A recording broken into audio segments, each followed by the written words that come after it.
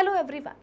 आज के इस सेशन में हम क्लास 9th बायोलॉजी के chapter the fundamental unit of life को स्टार्ट करने जा रहे हैं। बेसिकली आज के इस सेशन में हम अपने फर्स्ट चैप्टर का फर्स्ट टॉपिक डिस्कस करेंगे and that is discovery of the cell. यानी कि आज के इस सेशन में हम ये बात समझने की कोशिश करेंगे, सीखने की कोशिश करेंगे कि आखिर सेल की डिस्कवरी कैसे हुई और किसने कर डाली। सो आई होप कि इस सेशन का जो टारगेट है वो आप लोगों को एकदम क्लियर है। तो अब एक काम करते हैं, फटाफट से इस सेशन को स्टार्ट कर लेते हैं। So this is Vibhuti Khare. Welcome back to magnet brains IIT JEE NEET channel, जहाँ पर आपको सभी चैप्टर्स के सभी लेक्चर्स मिलते हैं बिल्कुल फ्री ऑफ कॉस्ट। यानी कि मैग्नेट ब्रेन्स में आपको 2 चैप्टर्स पढ़ने के बाद किसी भी तरह का पेमेंट करने की या पैकेज परचेज करने की रिक्वायरमेंट बिल्कुल भी नहीं है, क्योंकि मैग्नेट ब्रेन्स आप सभी तक पहुंचा रहा है क्वालिटी एजुकेशन बिल्कुल फ्री ऑफ कॉस्ट। तो इसी अच्छी बात से हम स्टार्ट कर लेते हैं आज का हमारा ये सेशन। ओके, तो आज के इस सेशन की शुरुआत हम करते हैं और सबसे पहले समझने की कोशिश करते हैं कि आखिर सेल की डिस्कवरी कैसे हुई। ठीक है, तो अब सुनो, बात है 1600 की। कब की बात है? 1600 की, जब दुनिया भर के साइंटिस्ट एकदम परेशान घूमते थे कि हे भगवान, ये जो लिविंग ऑर्गेनिजम्स हैं आखिर ये किस चीज़ के बने होते हैं। हम इंसान किस चीज़ के बने हैं, ये पेड़ पौधे किस चीज़ के बने हैं, ये जानवर किस चीज़ के बने हैं, ये बैक्टीरिया ये किस चीज़ के बने हैं। भगवान आप ही बता दो कि ये लिविंग ऑर्गेनिजम्स आखिर किस चीज़ के बने होते हैं। उसी बीच आए एक ग्रेट इंग्लिश साइंटिस्ट जिनका नाम था, क्या नाम था? Robert hook. क्या नाम था? Robert hook. नाम बहुत इंपॉर्टेंट है, अपना नाम भूल जाना, इनका नाम नहीं भूलना। क्या नाम था? मतलब आए कौन?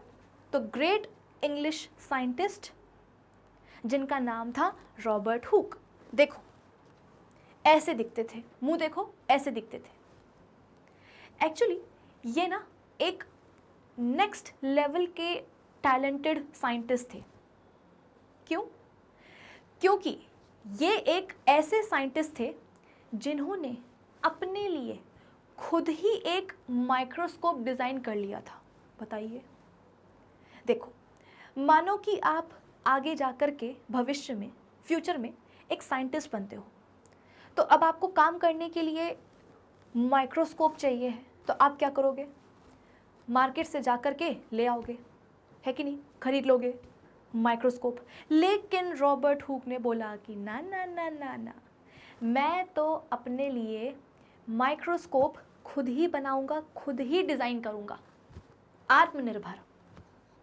ठीक है, हालांकि उस समय इतनी टेक्नोलॉजी नहीं हुआ करती थी, इसीलिए इन्होंने अपने लिए जो माइक्रोस्कोप बनाया था वो एकदम बेसिक टाइप का था, प्रिमिटिव टाइप का था, लेकिन कम से कम बनाया तो।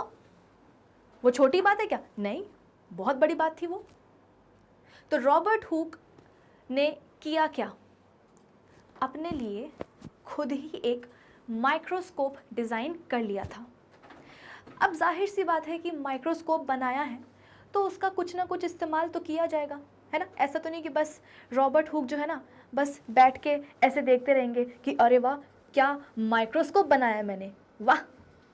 नहीं, देखा होगा लेकिन फिर इसके बाद में उसको यूज़ भी किया होगा, उसका इस्तेमाल भी किया होगा।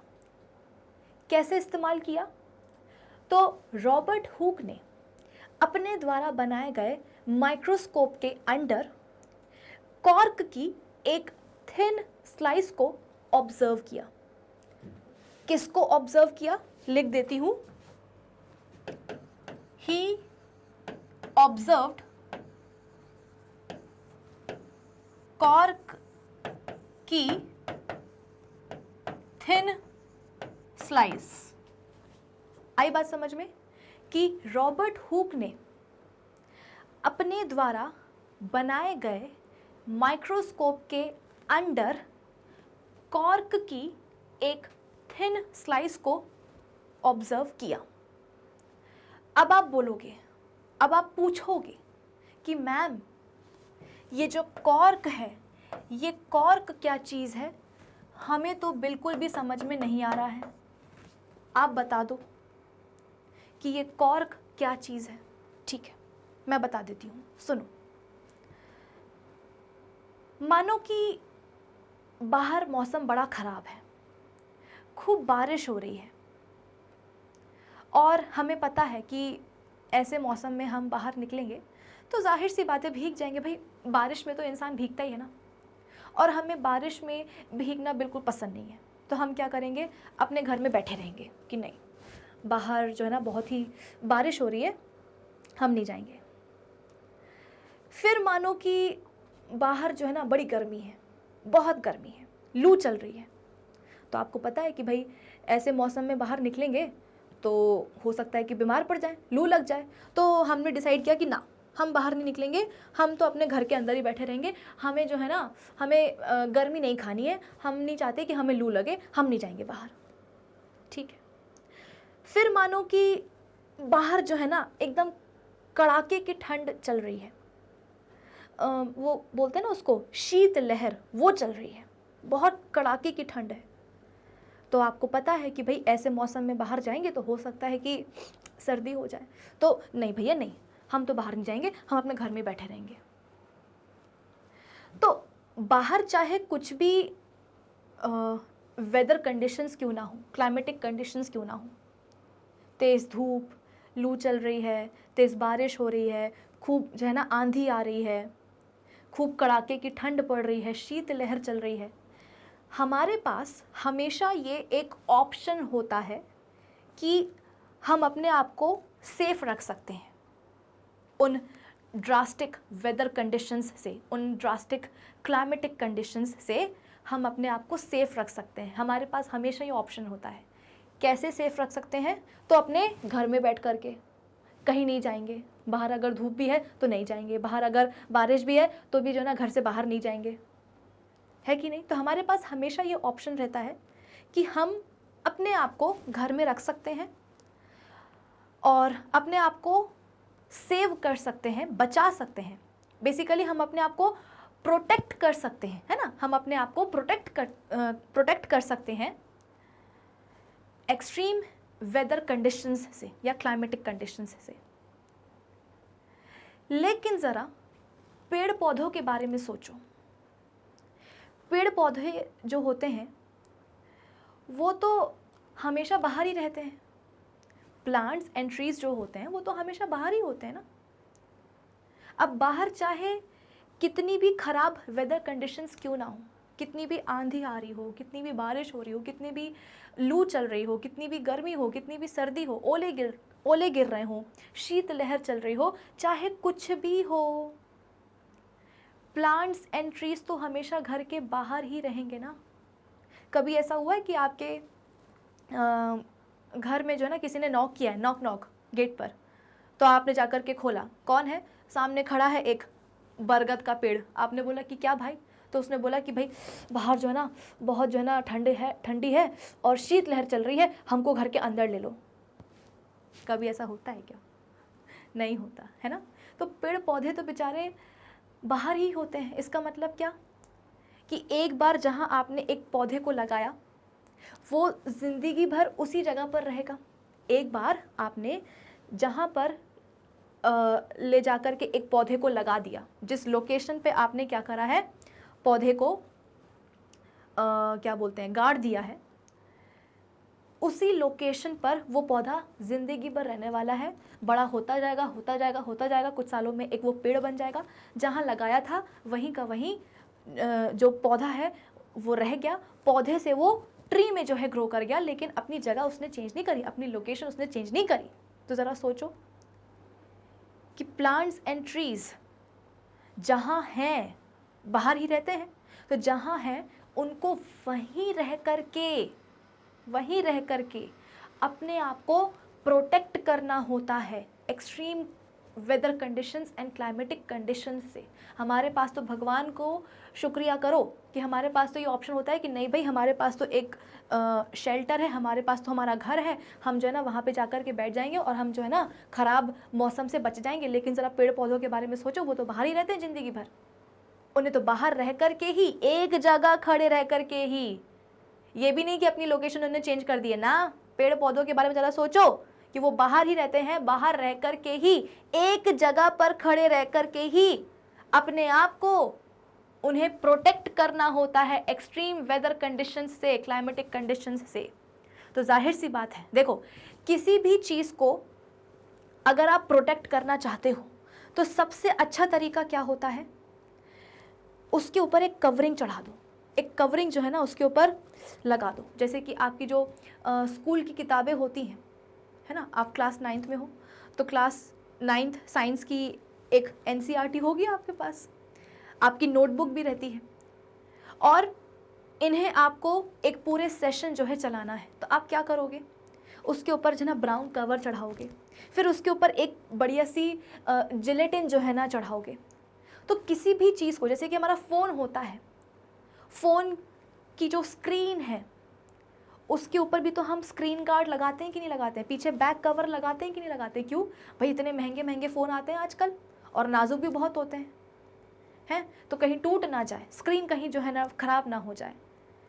तो इसीलिए हम अपने फ़ोन को भी कितने संभाल के रखते हैं कि उसकी स्क्रीन के ऊपर स्क्रीन गार्ड लगाते हैं, एक कवरिंग लगाते हैं, पीछे एक बैक कवर लगाते हैं, ताकि हमारा जो फ़ोन है वो प्रोटेक्टेड रहे। तो किसी भी चीज़ को प्रोटेक्ट करने का सबसे अच्छा तरीका क्या होता है कि उसके ऊपर एक कवरिंग जो है ना चढ़ा दी जाए।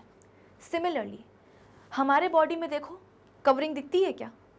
आप बोलोगे कि मैं, हमारे बॉडी में कहाँ कवरिंग है, कहाँ जो है ना ब्राउन पेपर है, जिलेटिन है, अरे ये नहीं दिख रही, ये स्किन ही है क्या, हमारे बॉडी की आउटर मोस्ट प्रोटेक्टिव कवरिंग। पूरे बॉडी में स्किन तो होती है, मतलब बाहर की तरफ, स्कैल्प से लेकर के ये जो बाल है ना, अंदर क्या है, स्कैल्प है, स्कैल्प में भी क्या होती है, स्किन ही तो होती है। स्कैल्प से लेकर के टो तक स्किन ही स्किन है। ये जो नाखून है ना, नाखून के नीचे भी क्या होती है, स्किन ही तो होती है। तो हमारी पूरी बॉडी को कवर करने के लिए क्या होती है, स्किन होती है। ठीक वैसे ही जैसे कि हमारे पास पूरी बॉडी को कवर करने के लिए स्किन होती है, ध्यान से सुनना, ऐसे एकदम जिस तरीके से हमारे बॉडी में बॉडी को कवर करने के लिए स्किन होती है, वैसे ही एक छोटे प्लांट की अगर मैं बात करूं, तो प्लांट की बॉडी को कवर करने के लिए भी एक कवरिंग होती है, जिसे हम बोलते हैं एपिडर्मिस। क्या बोलते हैं, एपिडर्मिस। आप बोलोगे कि मैम हमने तो कॉर्क पूछा था, आप तो एपिडर्मिस पढ़ा रही हो। पता चलेगा, अभी 2 मिनट रुक जाओ, पता चलेगा कि मैं क्यों एपिडर्मिस पढ़ा रही हूँ। ठीक है, तो अब आप रिलेट कर सकते हो कि जिस तरीके से हमारी बॉडी में पूरी बॉडी को कवर करने के लिए स्किन होती है, वैसे ही एक छोटे से प्लांट की अगर मैं बात करूं, तो प्लांट की पूरी बॉडी को कवर करने के लिए क्या होती है, एक कवरिंग, जिसको हम बोलते हैं क्या, एपिडर्मिस। तो ये क्या हो गई, ये आप बोल सकते हो कि एक प्रोटेक्टिव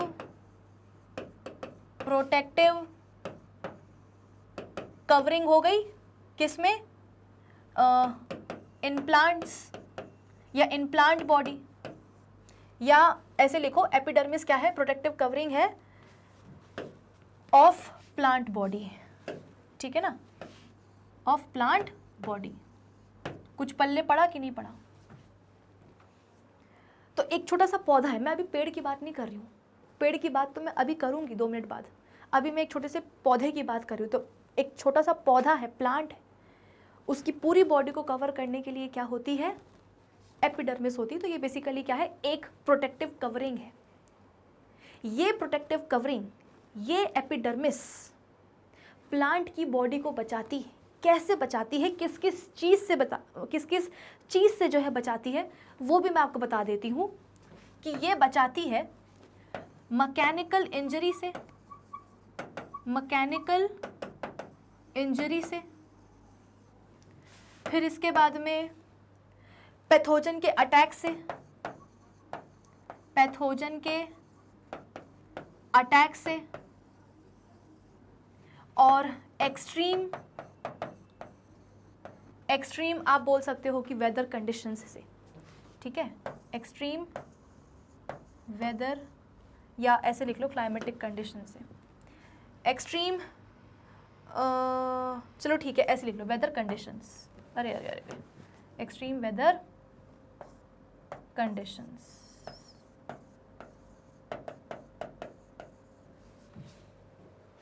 ठीक है। तो ये बचाती है, बचाती है, बचाती है।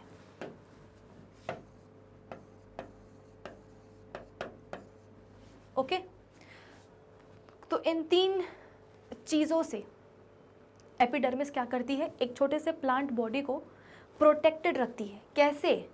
तो बचाती है मैकेनिकल इंजरी से, पैथोजन अटैक से। देखो हमारे आसपास की जो हवा होती है ना, कहने को तो हवा जो है हमें दिखती नहीं है, और हवा के जो अंदर है वो भी हमें नहीं दिखता, फिर भी हम मानते हैं कि नहीं हमारे आसपास की जो हवा है वो बड़ी प्योर है, लेकिन जबकि ऐसा नहीं है।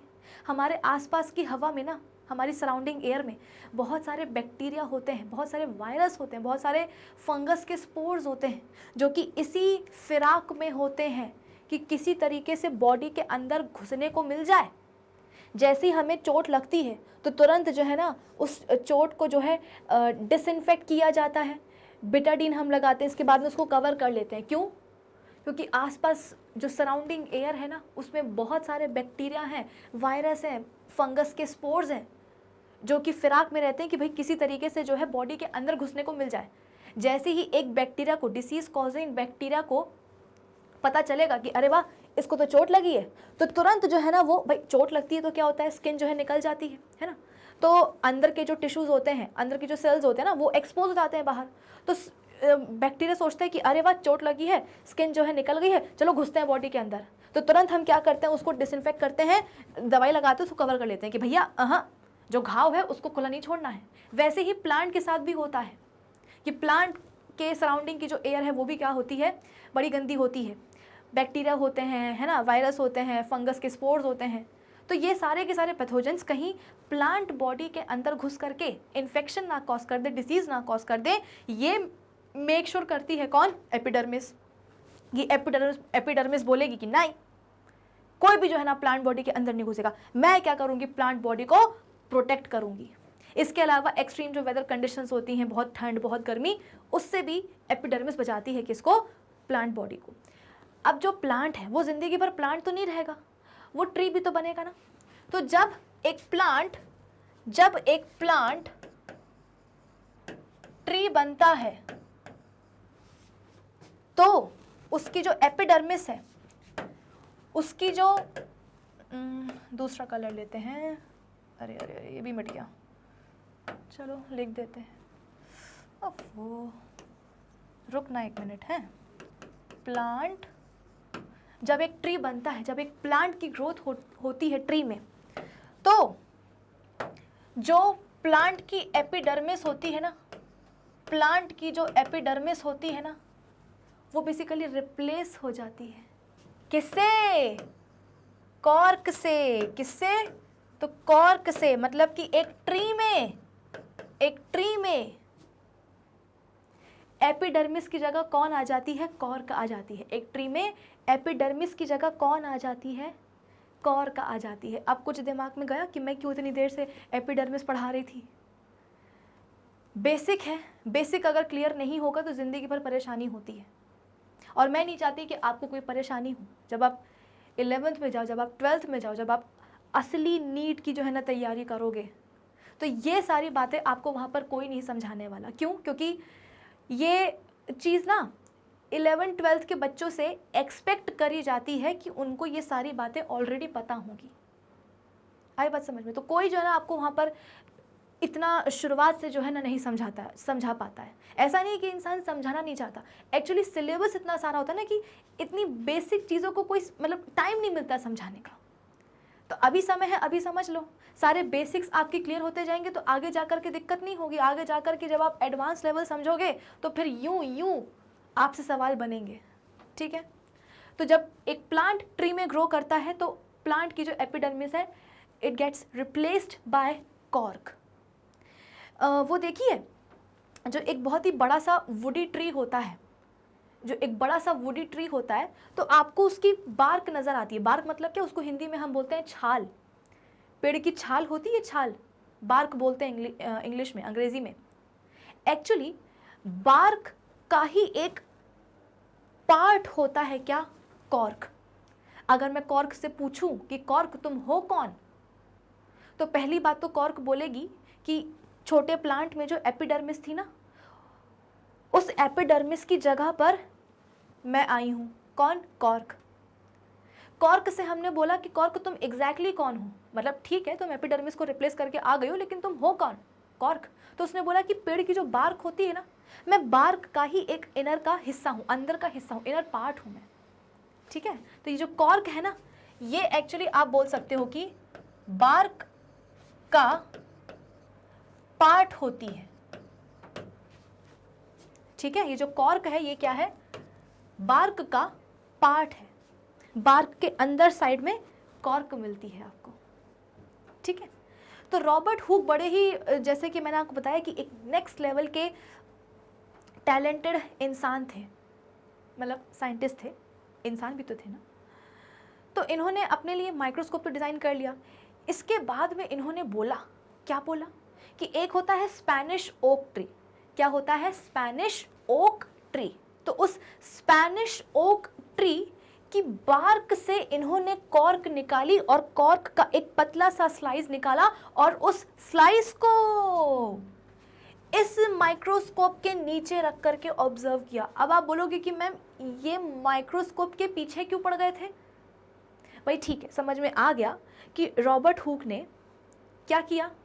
स्पेनिश ओक ट्री, मैं लिख देती हूँ, सब कुछ लिखती हूँ, स्पेनिश ओक ट्री की बार्क निकाली, हिंदी में लिखूं, और उससे किससे, बार्क से कॉर्क निकाला, फिर कॉर्क की थिन स्लाइस निकाली और फिर कॉर्क की थिन स्लाइस को इस माइक्रोस्कोप के नीचे रख करके देखा। तो आप बोलोगे कि मैम इसके पीछे काहे पड़े थे रॉबर्ट हुक क्योंकि ये माइक्रोस्कोप उन्होंने ही बनाया था। अरे यही है क्या, यही है रॉबर्ट हुक के द्वारा बनाया गया उनका प्रिमिटिव माइक्रोस्कोप। ऐसा दिखता था, देख लो तुम लोग। माना कि टेक्नोलॉजी नहीं थी उस समय, लेकिन फिर भी शानदार चीज़ देखो तुम लोग, शानदार जानदार। आई बात समझ में। तो ये क्या है, ये है वो माइक्रोस्कोप जो कि रॉबर्ट हुक ने, ये वो माइक्रोस्कोप है जो कि रॉबर्ट हुक ने खुद बनाया था अपने लिए, ठीक है ना। और इसी माइक्रोस्कोप के नीचे या अंडर आप बोल सकते हो कि रॉबर्ट हुक ने क्या करा था, स्पेनिश ओक ट्री की बार्क ली थी, बार्क से कॉर्क निकाला था, कॉर्क की एक थिन स्लाइस निकाली थी और फिर उस स्लाइस को इसी माइक्रोस्कोप के नीचे रख करके ऑब्जर्व किया था, ठीक है।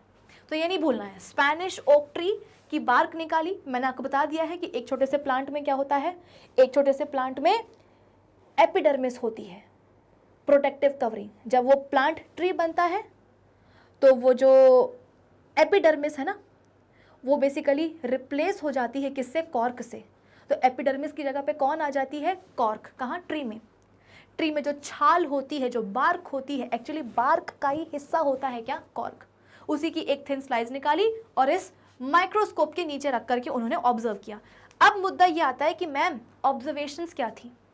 अभी तक की तो कहानी चलो समझ में आ गई, सुन ली हमने, समझ में आ गई है ना, दिमाग में घुस गया। अब ये बताओगे, अब ये हमको बताइए कि ऑब्जर्वेशंस क्या थी। ऑब्जर्वेशंस जो है ना रॉबर्ट हुक की, बड़ी जानदार थी। कैसे जानदार थी, उन्होंने बोला कि अरे यार, जब मैंने कॉर्क की थिन स्लाइस को माइक्रोस्कोप के नीचे रख करके देखा तो मुझे बहुत सारे छोटे छोटे छोटे कंपार्टमेंट्स नजर आए, छोटे छोटे रूम्स नजर आए। तो लोगों ने बोला कि अच्छा, चलो ठीक है, मान लिया कि जब आपने कॉर्क की स्लाइस को ऑब्जर्व किया तो उसमें आपको बहुत सारे छोटे छोटे से कंपार्टमेंट्स नज़र आए, छोटे छोटे से रूम्स नज़र आए, लेकिन मतलब कैसे, हमें हमें हमें समझ में नहीं आया। अब देखो, ऐसा है कि दुनिया भर के लोगों को रॉबर्ट हुक जो है अपने माइक्रोस्कोप के नीचे वो कॉर्क की स्लाइस तो दिखा नहीं सकते थे, इसीलिए रॉबर्ट हुक ने जो है ना ड्राइंग बनाई। ड्राइंग बना कर के लोगों को बताया कि देखो देवियों और सज्जनों, मुझे कुछ ऐसा ऑब्जर्व हुआ था जब मैंने माइक्रोस्कोप के नीचे कॉर्क की स्लाइस को ऑब्जर्व किया था। कैसा? तो ड्राइंग देखो, ये ड्राइंग है जो कि रॉबर्ट हुक ने बनाई थी। इसमें आप देख सकते हो कि किस तरीके से छोटे छोटे कंपार्टमेंट्स आपको नज़र आ रहे होंगे। ये छोटे है ना, ये छोटे छोटे से कंपार्टमेंट्स, ये देखो। तो रॉबर्ट हुक ने ऐसी ड्राइंग बनाई और ड्राइंग बना कर के लोगों को बताया कि देखो, जब मैंने कॉर्क की एक थिन स्लाइस को माइक्रोस्कोप के नीचे रख कर के ऑब्जर्व किया तो मुझे कुछ ऐसे छोटे छोटे से कंपार्टमेंट्स नज़र आए, छोटे छोटे से रूम्स नज़र आए, ये देखो कुछ इस तरीके से। अब क्या हुआ? लोगों ने बोला कि अरे वाह, क्या बात है। फिर इसके बाद में रॉबर्ट हुक की बुआ का फ़ोन आया कि बेटा तू क्या बोल रहा है, मुझे तो समझ में नहीं आ रहा। तो रॉबर्ट हुक ने बोला कि अरे बुआ, इसमें गुस्सा होने वाली क्या बात है, मैंने आपको बताया ना कि कॉर्क की थिन स्लाइस को जब मैंने ऑब्जर्व किया माइक्रोस्कोप के नीचे तो मुझे छोटे छोटे से कंपार्टमेंट्स नज़र आए, रूम्स नज़र आए, और देखो मैंने ड्राइंग भी बनाई है। तो उनकी बुआ ने बोला कि बेटा मुझे कहाँ तेरी जो है ना ड्राइंग दिख रही है, मुझे क्या पता तूने कैसा जो है तूने ड्रॉ किया है, मैं तो दूसरे जो है ना शहर में हूँ, मुझे क्या पता तूने क्या ड्राइंग बनाई है, मुझे तो तू फ़ोन पर ही बता कि तुझे क्या नज़र आया। तो रॉबर्ट हुक ने जो है ना बोला कि बुआ, तुमने हनी कॉम्ब देखा है, मधुमक्खी का छत्ता देखा है, बिहाइव देखा है? तो बुआ ने बोला हाँ देखा तो है।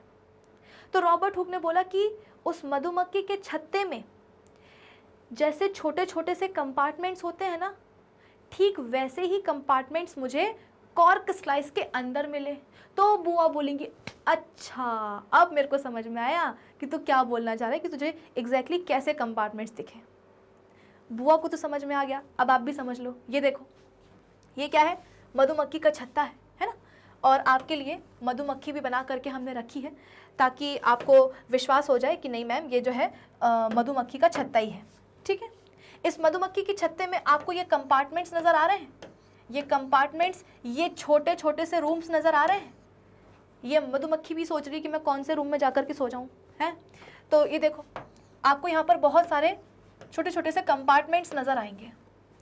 तो रॉबर्ट हुक ने जो है ना रिलेट करवाने की कोशिश करी कि भाई ऐसे ना समझ में आ रहा हो तो ऐसे समझ लो, कि जिस तरीके से मधुमक्खी के छत्ते में, हनी कॉम्ब में छोटे छोटे से कंपार्टमेंट्स होते हैं, एग्जैक्टली वैसे ही कॉर्क स्लाइस को जब ऑब्जर्व किया गया माइक्रोस्कोप के नीचे, या जब कॉर्क स्लाइस को ऑब्जर्व किया गया माइक्रोस्कोप से, तो कॉर्क स्लाइस में भी ऐसे छोटे छोटे से कंपार्टमेंट्स नज़र आए, छोटे छोटे से रूम्स नज़र आए। और उन्हीं स्मॉल रूम्स को रॉबर्ट हुक ने क्या नाम दिया? सेल्यूले, है ना? क्या नाम दिया? देखो क्या नाम दिया? रुको अभी बताती हूँ मैं आपको। सेल्यूले, ठीक है ना, लिखा होगा यहाँ पर। ओके, देखो ये सेल्यूले तो कट ही गया, कोई बात नहीं, मिटा देते हैं इसको। ठीक, तो इन्हीं स्मॉल रूम्स को रॉबर्ट हुक ने क्या नाम दिया? सेल्यूले। प्लूरल है ना? एक स्मॉल रूम को क्या बोलेंगे? एक स्मॉल रूम को क्या बोलेंगे? सेल्यूला। जैसे आज के समय पर हम बोलते हैं क्या? सेल। सेल्यूला को आज के समय पर हम क्या बोलते हैं? सेल बोलते हैं। और सेल्यूले को क्या बोलते हैं? सेल्स बोलते हैं। क्या बोलते हैं? सेल्स। एक्चुअली आई होप कि ये सारी बातें आपको समझ में आ रही हैं, ठीक है ना? आप बोलोगे कि मैम ये सेल्यूला ये कैसे जो है ना नाम रखे गए हैं? तो भाई देखो, सेलुला एक लैटिन वर्ड है, ठीक है ना। सेलुला एक लैटिन वर्ड है जिसका मतलब ही होता है क्या, स्मॉल रूम या स्मॉल कंपार्टमेंट। तो आप बोलोगे कि मैम रॉबर्ट हुक ने जो है ना जो कंपार्टमेंट नज़र आया कॉर्क स्लाइस में, तो उसको जो है सेलुला क्यों बोला, क्योंकि सेलुला एक लैटिन वर्ड है और उसका मतलब भी वही होता है ना, क्या, लिटिल रूम या टाइनी कंपार्टमेंट या टाइनी चैम्बर, इसीलिए नाम क्या रखा, सेलुला। प्लूरल क्या, क्योंकि एक कंपार्टमेंट तो देखा नहीं था, बहुत सारे देखे थे, इसलिए क्या हो गया नाम सेल्यूले। जैसे आज के समय पर हम क्या बोलते हैं, सेल्स, और सेल्यूला को हम क्या बोलते हैं, सेल बोलते हैं। पल्ले पढ़ा कुछ कि नहीं पढ़ा, पढ़ा होगा, पढ़ना चाहिए। चलो फिर इसके बाद में चलो यहीं पे आ जाते हैं। अब जब रॉबर्ट हुक ने इतनी बढ़िया चीज़ डिस्कवर करी थी कि भाई जो कॉर्क स्लाइस है, डिस्कवरी क्या हुई कि उन्होंने डिस्कवर किया कि जो कॉर्क स्लाइस है, जो कॉर्क स्लाइस है वो किसकी बनी होती है, सेल्स की बनी होती है। इतनी बढ़िया चीज़ डिस्कवर करी थी, तो इस बढ़िया डिस्कवरी को पूरी दुनिया में फैलाना तो ज़रूरी होता है ना, कि नहीं होता। इसके लिए पता है रॉबर्ट हुक ने क्या किया, उनकी एक बुक थी जिसका नाम था माइक्रोग्राफिया। क्या नाम था बुक का, माइक्रोग्राफिया। उस बुक में रॉबर्ट हुक ने लिखवा दिया कि कॉर्क स्लाइस बनी होती है सेल्स की। क्या लिखवाया, कि कॉर्क स्लाइस बनी होती है सेल्स की, किताब में लिखवा डाला। अब लिखवा तो दिया, अब क्या होगा, उस बुक को, उस किताब को पब्लिश कर दिया गया इन द ईयर 1665। अगेन इम्पॉर्टेंट है, भूलना नहीं है। आई बात समझ में। भाई देखो ऐसा है कि इस समय के पहले तो किसी ने भी जो है ना आकर के नहीं बताया था कि कॉर्क स्लाइस बनी होती है सेल्स से। किसी ने बताया था क्या, नहीं। रॉबर्ट हुक ने ही आकर के सबसे पहले बताया था कि देवियों और सज्जनों, कॉर्क स्लाइस बनी होती है सेल्स से। अब दिमाग लगाओ, कॉर्क स्लाइस बनी है सेल्स से, तो पूरी की पूरी जो कॉर्क होगी वो भी तो सेल्स से ही बनी होगी ना। आया दिमाग में कुछ घुसा, कि अगर कॉर्क की एक स्लाइस बनी हुई है सेल्स की, या कॉर्क की एक स्लाइस बनती है सेल्स से, तो पूरी की पूरी जो कॉर्क होगी वो भी तो सेल्स से ही बनी होगी। तो सबसे पहले ये बात आकर के रॉबर्ट हुक ने ही बताई थी, सबसे पहले उन्होंने ही ये चीज़ डिस्कवर करी थी। तो भाई जाहिर सी बात है ना, इस इम्पॉर्टेंट डिस्कवरी को पूरी दुनिया में फैलाना ज़रूरी था। अब उस समय व्हाट्सएप, फेसबुक या इंस्टाग्राम नहीं होता था, ट्विटर नहीं होता था कि मैसेज जो है ना फॉरवर्ड हो जाए। उस समय लोग किताब पढ़ते थे, मैगजीन पढ़ते थे, इसलिए किताब में लिखवा करके किताब में लिखवा करके, बुक में लिखवा करके बुक को पब्लिश कर दिया गया। कब, इन द ईयर 1665। ईयर इम्पॉर्टेंट है, भूलना नहीं है। ऐसा सवाल आता है कि किस साल में सेल की डिस्कवरी हुई, है ना, किस ईयर में सेल की डिस्कवरी हुई, तो आपको बताना पड़ेगा, लिखना पड़ेगा इन द ईयर 1665। इसलिए नहीं भूलना है ये। किसने डिस्कवर किया, तो रॉबर्ट हुक ने। कब डिस्कवर किया सेल्स को, तो 1665 में। किताब का नाम क्या था, माइक्रोग्राफिया। ठीक है देखो क्या लिखा है, the term cell was introduced by an English scientist जिनका नाम था Robert Hooke in his book Micrographia published in the year 1665। ठीक है, तो अब तो नहीं भूलोगे ना, मैंने तो आपको मुंह भी दिखा दिया है ऐसे दिखते थे कि किसने आकर के सबसे पहले सेल को डिस्कवर किया, तो रॉबर्ट हुक ने। डिस्कवर तो किया ही था, नामकरण भी उन्होंने ही किया था कि ये टाइनी कंपार्टमेंट्स को टाइनी कंपार्टमेंट्स को, इन टाइनी रूम्स को हम क्या बोलेंगे? सेल्यूले, जिन्हें हम आज के समय पर क्या बोलते हैं? सेल्स बोलते हैं, है ना। तो डिस्कवर भी इन्होंने ही किया था। अरे यार, रॉबर्ट हुक ने ही सबसे पहले सेल्स को डिस्कवर किया था, हैं, और नामकरण भी उन्होंने ही किया था कि भाई इन टाइनी कंपार्टमेंट्स को हम सेल्यूले बोलेंगे, जिन्हें आज के समय पर हम सेल्स बोलते हैं। तो भूलना नहीं, कौन से ईयर में? 1665 की बात है ये। He was the first person who observed cells with the help of a self-designed simple microscope और a primitive microscope। जो मैंने आपको पढ़ा दिया है ना, वही सारी बातें यहाँ पर लिखी गई हैं, अच्छी अच्छी भाषा में हैं। He examined thin slices of cork under his self-designed primitive microscope। The cork is a substance। Cork एक ऐसा सब्सटेंस है जो कि ऑब्टेन किया गया था from the bark of a Spanish oak tree. तो ये भी मैं आपको बता चुकी हूँ कि रॉबर्ट हुक ने क्या किया था। रॉबर्ट हुक ने एक स्पेनिश ओक ट्री था जिसकी बार्क से कॉर्क को ऑब्टेन किया था।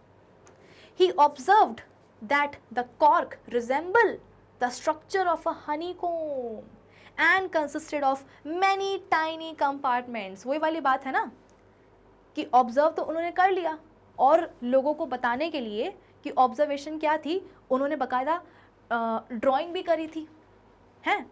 लेकिन फिर वही है कि बुआ का फ़ोन आ गया। बुआ ने बोला कि ए रॉबर्ट, तुमने कॉर्क की स्लाइस को ऑब्जर्व किया है ना, तो क्या रही ऑब्जर्वेशंस? तो रॉबर्ट ने बोला, मतलब रॉबर्ट हुक ने बोला कि बुआ बताया तो मैंने कि मुझे टाइनी कंपार्टमेंट्स नज़र आए हैं, ड्राइंग भी मैंने बनाई है। तो बुआ ने बोला कि अरे मैं तो दूसरे शहर में बैठी हूँ, दूसरे देश में बैठी हूँ, मुझे क्या पता कि तेरी ड्राइंग क्या बोलती है, तू तो मुझे फ़ोन पर ही समझा कि तुझे क्या नज़र आया। तो फिर रिलेट किया रॉबर्ट हुक ने कि बुआ आपने मधुमक्खी का छत्ता देखा है, हनीकॉम्ब देखा है, उसमें जिस तरीके के छोटे छोटे से कंपार्टमेंट्स होते हैं, टाइनी कंपार्टमेंट्स होते हैं, टाइनी रूम्स होते हैं, एग्जैक्टली वैसे ही कंपार्टमेंट्स मुझे कॉर्क स्लाइस के अंदर जो है ऑब्जर्व हुए हैं। तो बुआ ने बोला कि अच्छा अब मेरे को समझ में आया, ओहो ठीक है समझ में आ गया, फ़ोन रख, ठीक है। He called these small rooms as cellulae, now termed as cells, जिन्हें हम आज क्या बोलते हैं? सेल्स बोलते हैं। तो डिस्कवर भी रॉबर्ट हुक ने किया था और नाम भी उन्होंने ही दिया। क्या बोलेंगे उन टाइनी रूम्स को, स्मॉल रूम्स को? सेल्यूले, जिन्हें आज के समय पर हम क्या बोलते हैं? सेल्स बोलते हैं। सेल्यूला इज अ लैटिन वर्ड जिसका मतलब होता है लिटिल रूम या अ टाइनी चैम्बर। ओके, चलो और आगे बढ़ते हैं। तो ये तो मैंने आपको बता दिया। ये देखो किताब है, ये उनकी किताब है माइक्रोग्राफिया, है, जिसमें कि लिखवा दिया गया था कि कॉर्क स्लाइस बनी होती है सेल्स से। इसका मतलब क्या कि कॉर्क बनी होगी सेल्स से, और फिर इसको ही पब्लिश कर दिया गया था। ये देखो लिख रहे हैं, बैठ के खुद ही लिख रहे हैं किताब में। और ये भी मैंने आपको बता दिया है कि ये क्या है, ये वही माइक्रोस्कोप है जिसको कि रॉबर्ट हुक ने खुद बनाया था, आत्मनिर्भर। चलो ऑब्जर्वेशंस क्या थी ये भी मैं आपको पढ़ा चुकी हूँ, है ना। देख लो, मधुमक्खी को देख लो, हैं। आगे बढ़ते हैं। Now this simple observation was an extremely important discovery. कहने को तो ये ऑब्जर्वेशन, मतलब देखो, कहने को तो ये ऑब्जर्वेशन बड़ी सिंपल सी थी कि क्या माइक्रोस्कोप बनाया है, डिज़ाइन किया है, तो उसके नीचे जो है कॉर्क की एक थिन स्लाइस को ऑब्जर्व कर लिया गया है कि नहीं। और जब ऑब्जर्व किया तो छोटे छोटे से कंपार्टमेंट्स नज़र आए, उन्हीं कंपार्टमेंट्स को नाम दिया गया क्या? सेल्यूले। ख़त्म। तो कहने को तो, सुनने को तो, बोलने को तो एक बहुत ही छोटी सी ऑब्जर्वेशन है, लेकिन एक बहुत ही एक्सट्रीमली इम्पॉर्टेंट डिस्कवरी थी इन the history of biological sciences. क्योंकि कहने को तो छोटी सी बात है, लेकिन इस बात के पहले कोई आज तक ये जान पाया था क्या कि लिविंग ऑर्गेनिजम्स किस चीज़ के बने होते हैं? नहीं ना। तो सबसे पहले शुरुआत तो कहते हैं ना, पहला पत्थर तो इन्होंने ही रखा था, फिर उस पत्थर के ऊपर जो है और बड़ी बड़ी बड़ी बड़ी बिल्डिंग बनती गई, मतलब फाउंडेशन तो इन्होंने ही बिछाई थी कि देखो कॉर्क स्लाइस बनी है सेल्स की, तो कॉर्क भी बनी होगी सेल्स की। फिर उसके ऊपर जो है बिल्डिंग बनना शुरू हुई, फिर लोगों ने सेल को और समझने की कोशिश करी। It was the first observation which showed that the organisms were made up of smaller units called cells। तो ये इन्हों रॉबर्ट हुक की ही ऑब्जर्वेशंस थी, रॉबर्ट हुक की ही ऑब्जर्वेशंस थी, जिससे कि लोगों को ये पता चला, या उन ऑब्जर्वेशंस ने शो किया कि भाई ऑर्गेनिजम्स किस चीज़ के बने होते हैं, छोटे छोटे यूनिट्स के बने होते हैं, जिन्हें हम क्या बोलते हैं, सेल्स बोलते हैं। आप खुद ही बताओ, शुरुआत में ही मैंने आपको बताया था ना कि सारे साइंटिस्ट परेशान घूमते थे कि हे भगवान हे भगवान, ये लिविंग ऑर्गेनिजम्स किस चीज़ के बने होते हैं, आप ही बता दो। तो भगवान ने बोला कि मैंने रॉबर्ट हुक को भेज दिया है, वो बता देगा। और सच में रॉबर्ट हुक ने बता दिया कि भाई ऑर्गेनिजम्स जो है ना वो बने होते हैं किसके, सेल्स के। अच्छा, एक चीज़ मैं आपको और यहाँ पर बताना चाहती हूँ। आप डेफिनेटली मुझसे बोलोगे कि मैम हमने एक सेल को देखा है, हमने एनसीईआरटी तो देखी, ऐसा नहीं है कि एनसीईआरटी का हमने जो है ना अभी तक पढ़ना शुरू ही नहीं किया है, तो हमने देखा है कि सेल के अंदर तो न्यूक्लियस भी होता है, साइटोप्लाज्म भी होता है, कुछ कुछ और जो है ना चीज़ें भी होती हैं, मतलब कि सेल के अंदर बहुत सारी चीज़ें होती हैं। लेकिन ये जो सेल्स नज़र आ रहे हैं कॉर्क स्लाइस में, रॉबर्ट हुक के द्वारा जो बनाई गई है ड्राइंग, उसमें ये सेल्स तो हमको खाली नज़र आ रहे हैं, एकदम एब्सोल्युटली एम्प्टी रूम्स, है ना, एब्सोल्युटली एम्प्टी रूम्स। इसका मतलब क्या कि जो सेल्स हैं वो भी कैसे हैं, एम्प्टी हैं। तो how is it possible?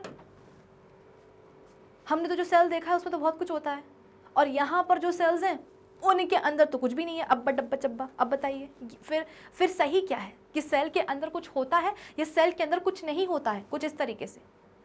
Actually Robert Hooke ने सेल्स को ऑब्जर्व तो कर लिया था, डिस्कवर तो कर लिया था, बाद में जाकर के रियलाइज़ हुआ कि यार रॉबर्ट हुक ने जिन सेल्स को ऑब्जर्व किया था, जिन सेल्स को डिस्कवर किया था, एक्चुअली वो डेड सेल्स थे।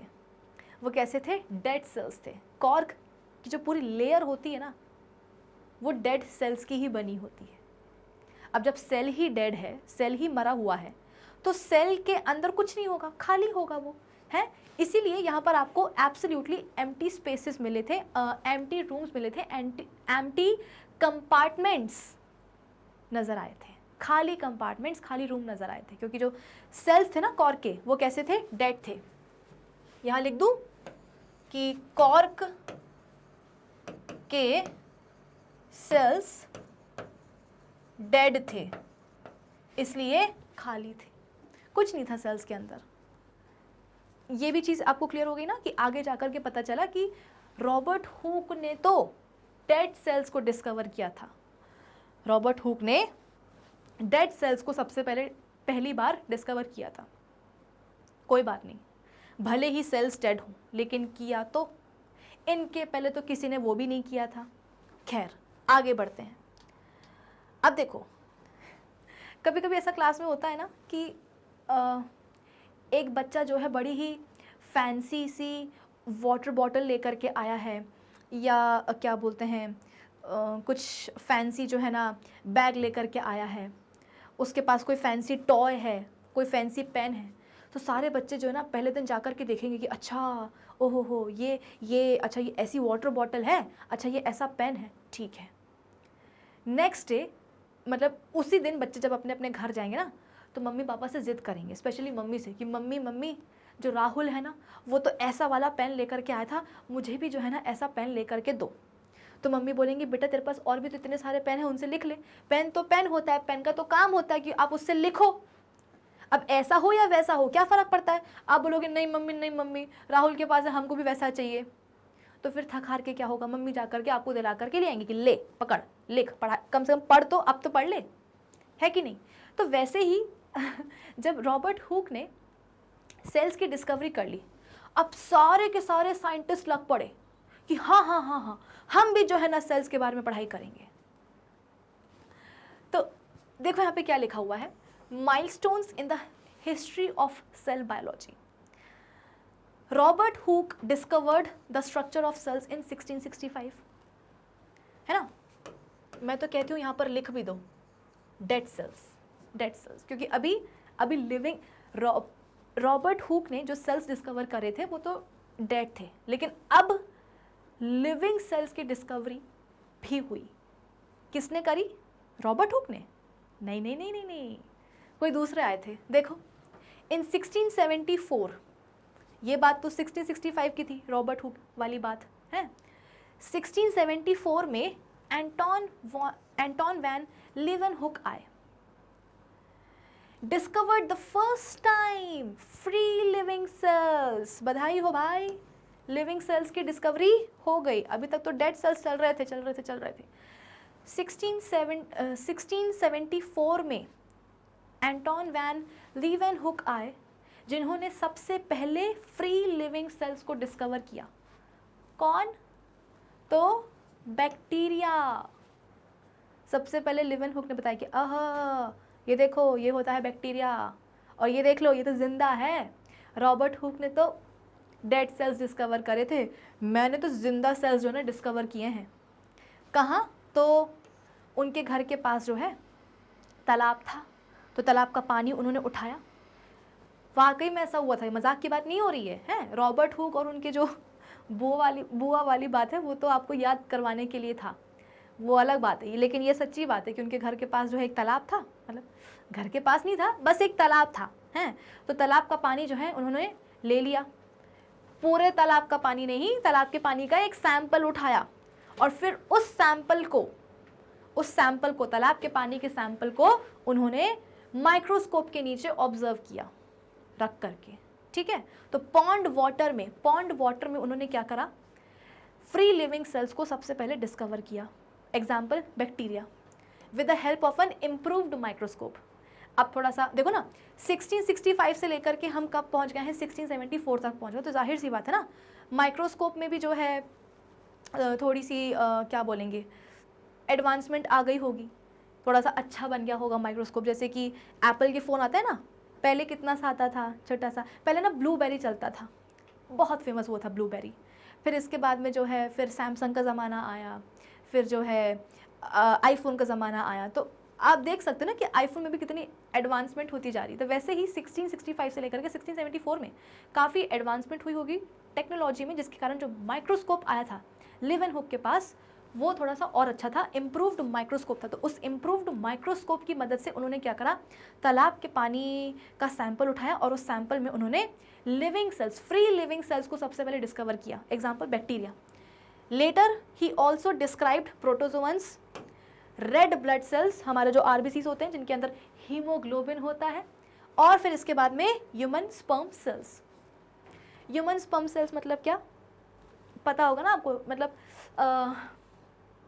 स्पर्म सेल्स बेसिकली गैमीट्स होते हैं। जैसे कि लड़कियों में क्या होता है, अंडा, एग्स, वैसे लड़कों में क्या होते हैं, स्पर्म सेल्स भी बोल सकते हो, ठीक है। लड़कों लड़की की बात क्यों कर रही हूँ मैं, क्योंकि यहाँ पर जो लीeuwenhoek थे उन्होंने ह्यूमन स्पर्म सेल्स को डिस्कवर किया था, है ना। तो जैसे कि लड़कियों में गैमीट होते हैं क्या, एग्स, और लड़कों में गैमीट होते हैं क्या, स्पर्म्स, और इन्हीं के कॉम्बिनेशन से क्या बनता है, जायगोट। फिर जायगोट से एक नया बच्चा जो है डेवलप हो जाता है, इंसान का बच्चा। इन 1831 रॉबर्ट ब्राउन, कब? 1831 में। अब आप बोलोगे कि मैम रॉबर्ट हुक के भाई थे क्या? भाई नहीं हो सकते, नाम दोनों का सेम है। अरे सरनेम तो अलग अलग है ना, उनका रॉबर्ट हुक है, उनका रॉबर्ट ब्राउन है, नाम सेम है, सरनेम तो अलग है ना, तो भाई नहीं थे। 1831 में रॉबर्ट ब्राउन आए, जिन्होंने क्या करा, सेल में न्यूक्लियस को डिस्कवर करा। ओहो, ताली बजाओ। तो सेल के न्यूक्लियस की डिस्कवरी का क्रेडिट किसको जाता है, रॉबर्ट ब्राउन को, 1831 में।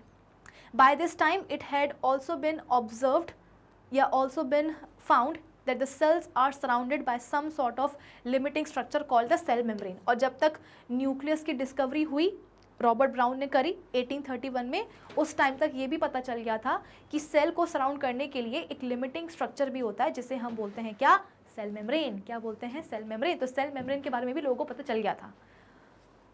परकिंजी आए, observed similar material in the plant cells and named it protoplasm. अब आप बोलोगे कि मैम प्रोटोप्लाज्म क्या होता है, हमने तो साइटोप्लाज्म सुना था, ये प्रोटोप्लाज्म क्या होता है. चलो बता देती हूँ, इसमें घबराने की क्या बात है. ये क्या है, आपका सेल है. ये सेल है. सेल की डिस्कवरी, डेड सेल्स की डिस्कवरी किसने करी, रॉबर्ट हुक ने. ठीक है. फिर सबसे पहले फ्री लिविंग सेल्स को किसने डिस्कवर किया, तो एंटोन वैन लीवेनहुक ने किया. बैक्टीरिया, तालाब के पानी से सैंपल उठाया था तो उसमें बैक्टीरिया मिल गए हैं. इसके बाद में आरबीसीज को भी जो है ना ऑब्जर्व किया, प्रोटोजोअन्स भी जो है ना डिस्कवर करे, ह्यूमन स्पर्म सेल्स भी जो है ना डिस्कवर कर डाले. फिर इसके बाद में सेल के अंदर क्या होता है, न्यूक्लियस होता है. सेल के अंदर न्यूक्लियस होता है. ये किसने बताया था, 1831 में रॉबर्ट ब्राउन ने. तब तक ये भी पता चल गया था कि सेल को सराउंड करने वाली एक लिमिटिंग स्ट्रक्चर भी होता है जिसे हम क्या बोलते हैं, सेल मेम्ब्रेन बोलते हैं. अब देखो ऐसा है, न्यूक्लियस के अंदर भी होता है मटेरियल. ये क्या है, दिस इज न्यूक्लियस. ये है न्यूक्लियस के अंदर का मटेरियल. वैसे तो हमें सेल के कंपोनेंट्स पढ़ने हैं, लेकिन अभी बेसिक समझ लो कि प्रोटोप्लाज्म क्या होता है. परकिंजी ने प्रोटोप्लाज्म डिस्कवर किया ना, P for परकिंजी, P for protoplasm है. तो प्रोटोप्लाज्म क्या होता है ये तो समझो पहले. सेल है, सेल के अंदर ये न्यूक्लियस है, न्यूक्लियस के अंदर कुछ मटेरियल भरा होता है जिसे हम बोलते हैं न्यूक्लियोप्लाज्म. क्या बोलते हैं, न्यूक्लियोप्लाज्म. और यहां पर आपको पता है क्या होता है, ये पूरा क्या है, अलग कलर लूं क्या, कौन सा लूं, चलो पिंक लेती हूँ. पिंक मेरा फेवरेट है. चलो ये क्या है, ये है पूरा साइटोप्लाज्म. ये है क्या, साइटोप्लाज्म. अरे ये है साइटोप्लाज्म. तो ये पूरा सेल है, सेल के अंदर का न्यूक्लियस है, न्यूक्लियस में होता है न्यूक्लियोप्लाज्म. अच्छा ये क्या है, this is cell membrane. This is cell membrane. तो ये सेल है, सेल का न्यूक्लियस है, न्यूक्लियस के अंदर न्यूक्लियोप्लाज्म है. न्यूक्लियस और सेल मेम्ब्रेन के बीच में, न्यूक्लियस और ये सेल मेम्ब्रेन के बीच में, न्यूक्लियस और सेल मेम्ब्रेन के बीच में एक और मटेरियल होता है जिसको हम बोलते हैं क्या, साइटोप्लाज्म. तो साइटोप्लाज्म की लोकेशन आपको पता होनी चाहिए कि न्यूक्लियस और सेल मेम्ब्रेन के बीच में, न्यूक्लियस और सेल मेम्ब्रेन के बीच में जो जगह होती है ना, न्यूक्लियस और सेल मेम्ब्रेन के बीच में जो जगह होती है वो भी एक मटेरियल से फिल्ड होती है और वो मटेरियल क्या कहलाता है, साइटोप्लाज्म कहलाता है. अब देखो ऐसा है कि nucleus along with this cytoplasm, कहाँ लिखूं, यहाँ लिखती हूँ. न्यूक्लियस मोटा मोटा लिख रहा है, पतला पतला लिखती हूँ, अच्छा लगेगा आपको देखने में. न्यूक्लियस प्लस साइटोप्लाज्म पता है क्या कहलाता है, पता होना चाहिए, प्रोटोप्लाज्म. क्या कहलाता है, प्रोटोप्लाज्म. अब ठीक है कि नहीं ठीक है, ठीक होना चाहिए. अब तो समझ में आया कि पी फॉर परकिंजी ने पी फॉर प्रोटोप्लाज्म डिस्कवर किया था. तो प्रोटोप्लाज्म होता क्या है, न्यूक्लियस और साइटोप्लाज्म को एक साथ क्या बोलते हैं, प्रोटोप्लाज्म. इन 1838, अब देखो सुनो ध्यान से, एक जर्मन बॉटनिस्ट आए जिनका नाम था Schleiden, MJ. Schleiden. Michael Jackson Schleiden नहीं, एम.जे. शील्डन जर्मन बॉटनिस्ट थे. कब आए, 1838 में. इन्होंने बोला, क्या बोला, देवियों और सज्जनों, प्लांट बॉडी बनी होती है सेल्स की. ठीक है, क्या बोला कि जो प्लांट बॉडी है वो बनी होती है सेल्स की. ये तो मिट ही गया, मिटाना नहीं है, अंडरलाइन करना था। प्लांट बॉडी बनी होती है सेल्स की, ठीक है। फिर इसके बाद में 1 साल बाद, ठीक 1839 में आए एक जर्मन जूलॉजिस्ट जिनका नाम था श्वैन। क्या नाम था? श्वैन।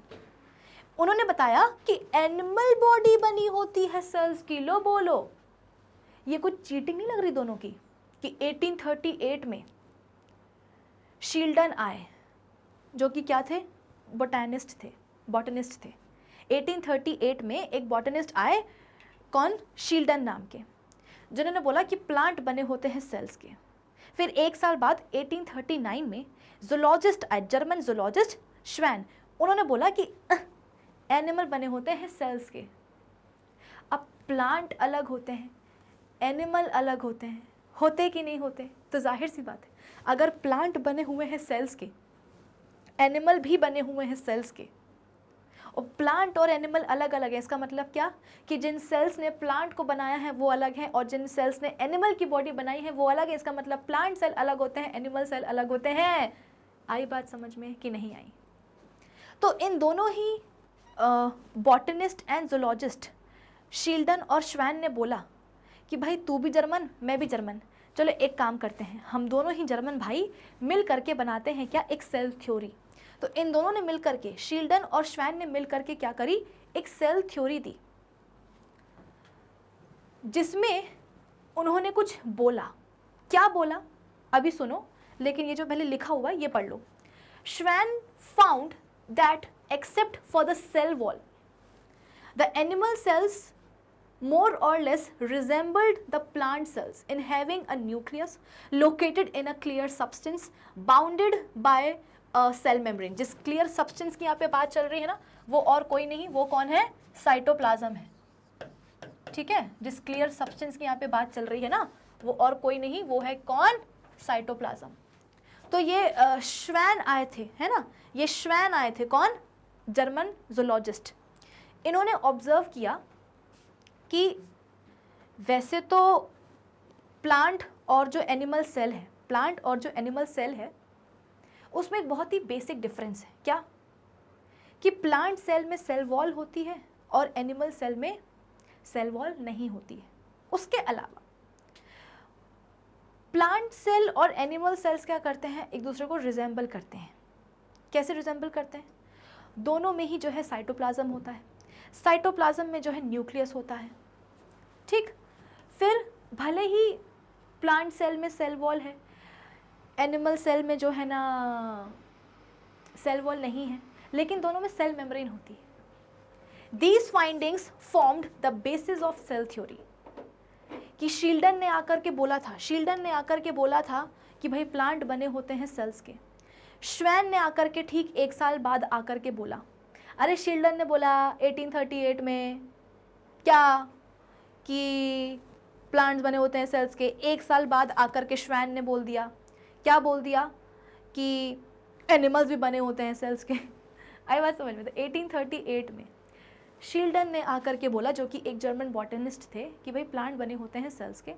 1 साल बाद 1839 में श्वैन ने आकर के बोला कि भाई एनिमल भी बने होते हैं सेल्स के।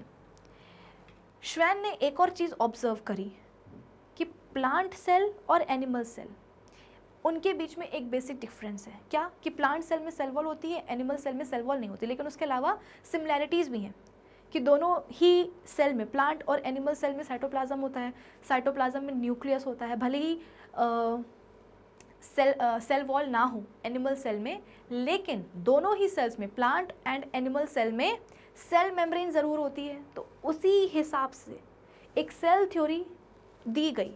किसने दी? तो दोनों जर्मन भाइयों ने, श्वैन और शील्डन ने, इन दोनों ने ही मिलकर के क्या दी? एक सेल थ्योरी दी। और इस सेल थ्योरी में क्या बोला गया, अब हम वो पढ़ते हैं। देखो, this was formulated by M.J. Sheldon and Schwann by summarizing the findings of various scientists. The two main concepts of cell theory are all organisms are made up of cells। अब जो सेल थ्योरी दी गई, Schleiden और श्वैन ने cell theory दी, जिसमें उनके खुद के भी फाइंडिंग्स थे, साथ में जो और भी बीच बीच में साइंटिस्ट आए, तो उन वेरियस साइंटिस्ट्स की फाइंडिंग्स को जो है आप बोल सकते हो कि समराइज़ किया गया सेल थ्योरी में। और दो बातें बोली गई। कौन सी दो बातें? कि सभी ऑर्गेनिजम्स बने होते हैं सेल्स के। भाई प्लांट बने होते हैं प्लांट सेल्स के, एनिमल बने होते हैं एनिमल सेल्स के। तो जितने भी ऑर्गेनिजम्स हैं ना वो सब बने होते हैं किसके? सेल्स के। दूसरी बात, cells are the structural and functional units of organisms. बहुत बड़ी बात बोल दी गई थी कि सेल्स क्या होते हैं? Structural and functional units of organisms. अब आप बोलोगे कि मैम स्ट्रक्चरल यूनिट बोले तो, फंक्शनल यूनिट बोले तो? देखो, जैसे जैसे इस चैप्टर में हम आगे बढ़ते जाएंगे आपको समझ में आता जाएगा कि हमारी बॉडी में जो जितने सारे सेल्स हैं वो हमारे लिए कितने इम्पॉर्टेंट हैं और किस किस तरह से जो है ना सेल काम करते हैं। लेकिन हाँ, अभी के लिए तो आप ये समझ ही सकते हो ना कि सेल जो है वो स्ट्रक्चरल यूनिट्स हैं हमारे बॉडी के। हमारी जो बॉडी है, इंसान की बॉडी बहुत कॉम्प्लेक्स होती है, हम सबसे एडवांस्ड ऑर्गेनिज्म है, तो हमारी बॉडी बहुत कॉम्प्लेक्स होती है। और ये जो कॉम्प्लेक्स बॉडी है, ये जो कॉम्प्लेक्स बॉडी है ना, ये बनी होती है सेल्स ही सेल्स से। Millions and trillions of cells होते हैं हमारी बॉडी में। अगर मैं एक बिल्डिंग बनाने वाले से पूछूं कि बिल्डिंग बनाने वाले मुझे ये बताओ कि तुम्हारी बिल्डिंग किस चीज़ की बनी है, तो वो बोलेगा ईंटों की। अब आप बोलोगे कि मैम बिल्डिंग बनाने के लिए तो सीमेंट भी चाहिए होता है। बात तो सही है, लेकिन सीमेंट होता क्या है? ब्रिक्स को जोड़ने का काम करता है। जैसे कि वो नहीं, हम बचपन में वो एक आइसक्रीम की स्टिक्स वाला स्ट्रक्चर बनाते थे, कभी उससे घर बनाते थे, कभी जो है ना उससे कुछ कुछ क्या बोलते हैं उसको, वॉल हैंगिंग बनाते थे, कभी उससे कुछ स्ट्रक्चर बनाते थे, है ना, आइसक्रीम की स्टिक से। तो आइसक्रीम की स्टिक से सपोज आपको एक घर बनाना है, तो घर बनाने के लिए आपको आइसक्रीम की स्टिक्स चाहिए कि नहीं चाहिए? उन स्टिक्स को चिपकाने के लिए फेविकॉल चाहिए, लेकिन फेविकॉल तो सिर्फ जोड़ने का काम करेगी ना। आपको आइसक्रीम की स्टिक्स का घर बनाना है और आपके पास सिर्फ फेविकॉल है, स्टिक्स है ही नहीं, तो बना लोगे क्या घर? नहीं। स्टिक्स से घर बनाना है तो स्टिक्स तो चाहिए ना, फेविकॉल चाहिए होता है उनको जोड़ने के लिए। वैसे ही एक बिल्डिंग अगर बनानी हो तो उस बिल्डिंग को बनाने के लिए ब्रिक्स चाहिए होती हैं, ईंटें चाहिए होती हैं। जो सीमेंट है ना वो तो उन ईंटों को जोड़ने का काम करता है, लेकिन ईंटें तो चाहिए ही होती हैं। वैसे ही एक लिविंग ऑर्गेनिज्म की बॉडी को बनाने के लिए सेल्स चाहिए होते हैं। बिना सेल्स के काम नहीं चलने वाला बेटा, नहीं चलेगा। एक लिविंग ऑर्गेनिज्म की बॉडी को बनाने के लिए सेल्स चाहिए हैं, क्योंकि सेल ही क्या करते हैं? लिविंग ऑर्गेनिज्म की बॉडी का स्ट्रक्चर बनाते हैं। अगर सेल्स नहीं होंगे तो कोई स्ट्रक्चर नहीं बनेगा, अगर स्ट्रक्चर नहीं बनेगा तो कोई लिविंग ऑर्गेनिज्म नहीं बनेगा। आई बात समझ में? तो इसीलिए सेल्स को हम क्या बोलते हैं? The structural unit of living organisms या the structural unit of life. कि भाई अगर एक ऑर्गेनिज्म को जिंदा रहना है, लिविंग स्टेज में रहना है, तो उस ऑर्गेनिज्म की बॉडी का स्ट्रक्चर होना चाहिए। और स्ट्रक्चर कैसे बनेगा? सेल्स से बनेगा। इसीलिए सेल्स को हम क्या बोलते हैं? The structural units of life. अब आप बोलोगे कि मैम फिर फंक्शनल यूनिट ऑफ लाइफ क्यों बोलते हैं? वो इसलिए क्योंकि ना सिर्फ सेल्स ऑर्गेनिज्म के स्ट्रक्चर को बनाते हैं, बल्कि उस ऑर्गेनिज्म को जिंदा रखने के लिए कुछ प्रोसेसेस भी करते हैं, कुछ इंपॉर्टेंट काम भी करते हैं, जिन्हें हम लाइफ प्रोसेसेस बोलते हैं। मतलब ऐसी प्रोसेसेस जिनके बिना एक ऑर्गेनिज्म जो है जिंदा नहीं रह सकता।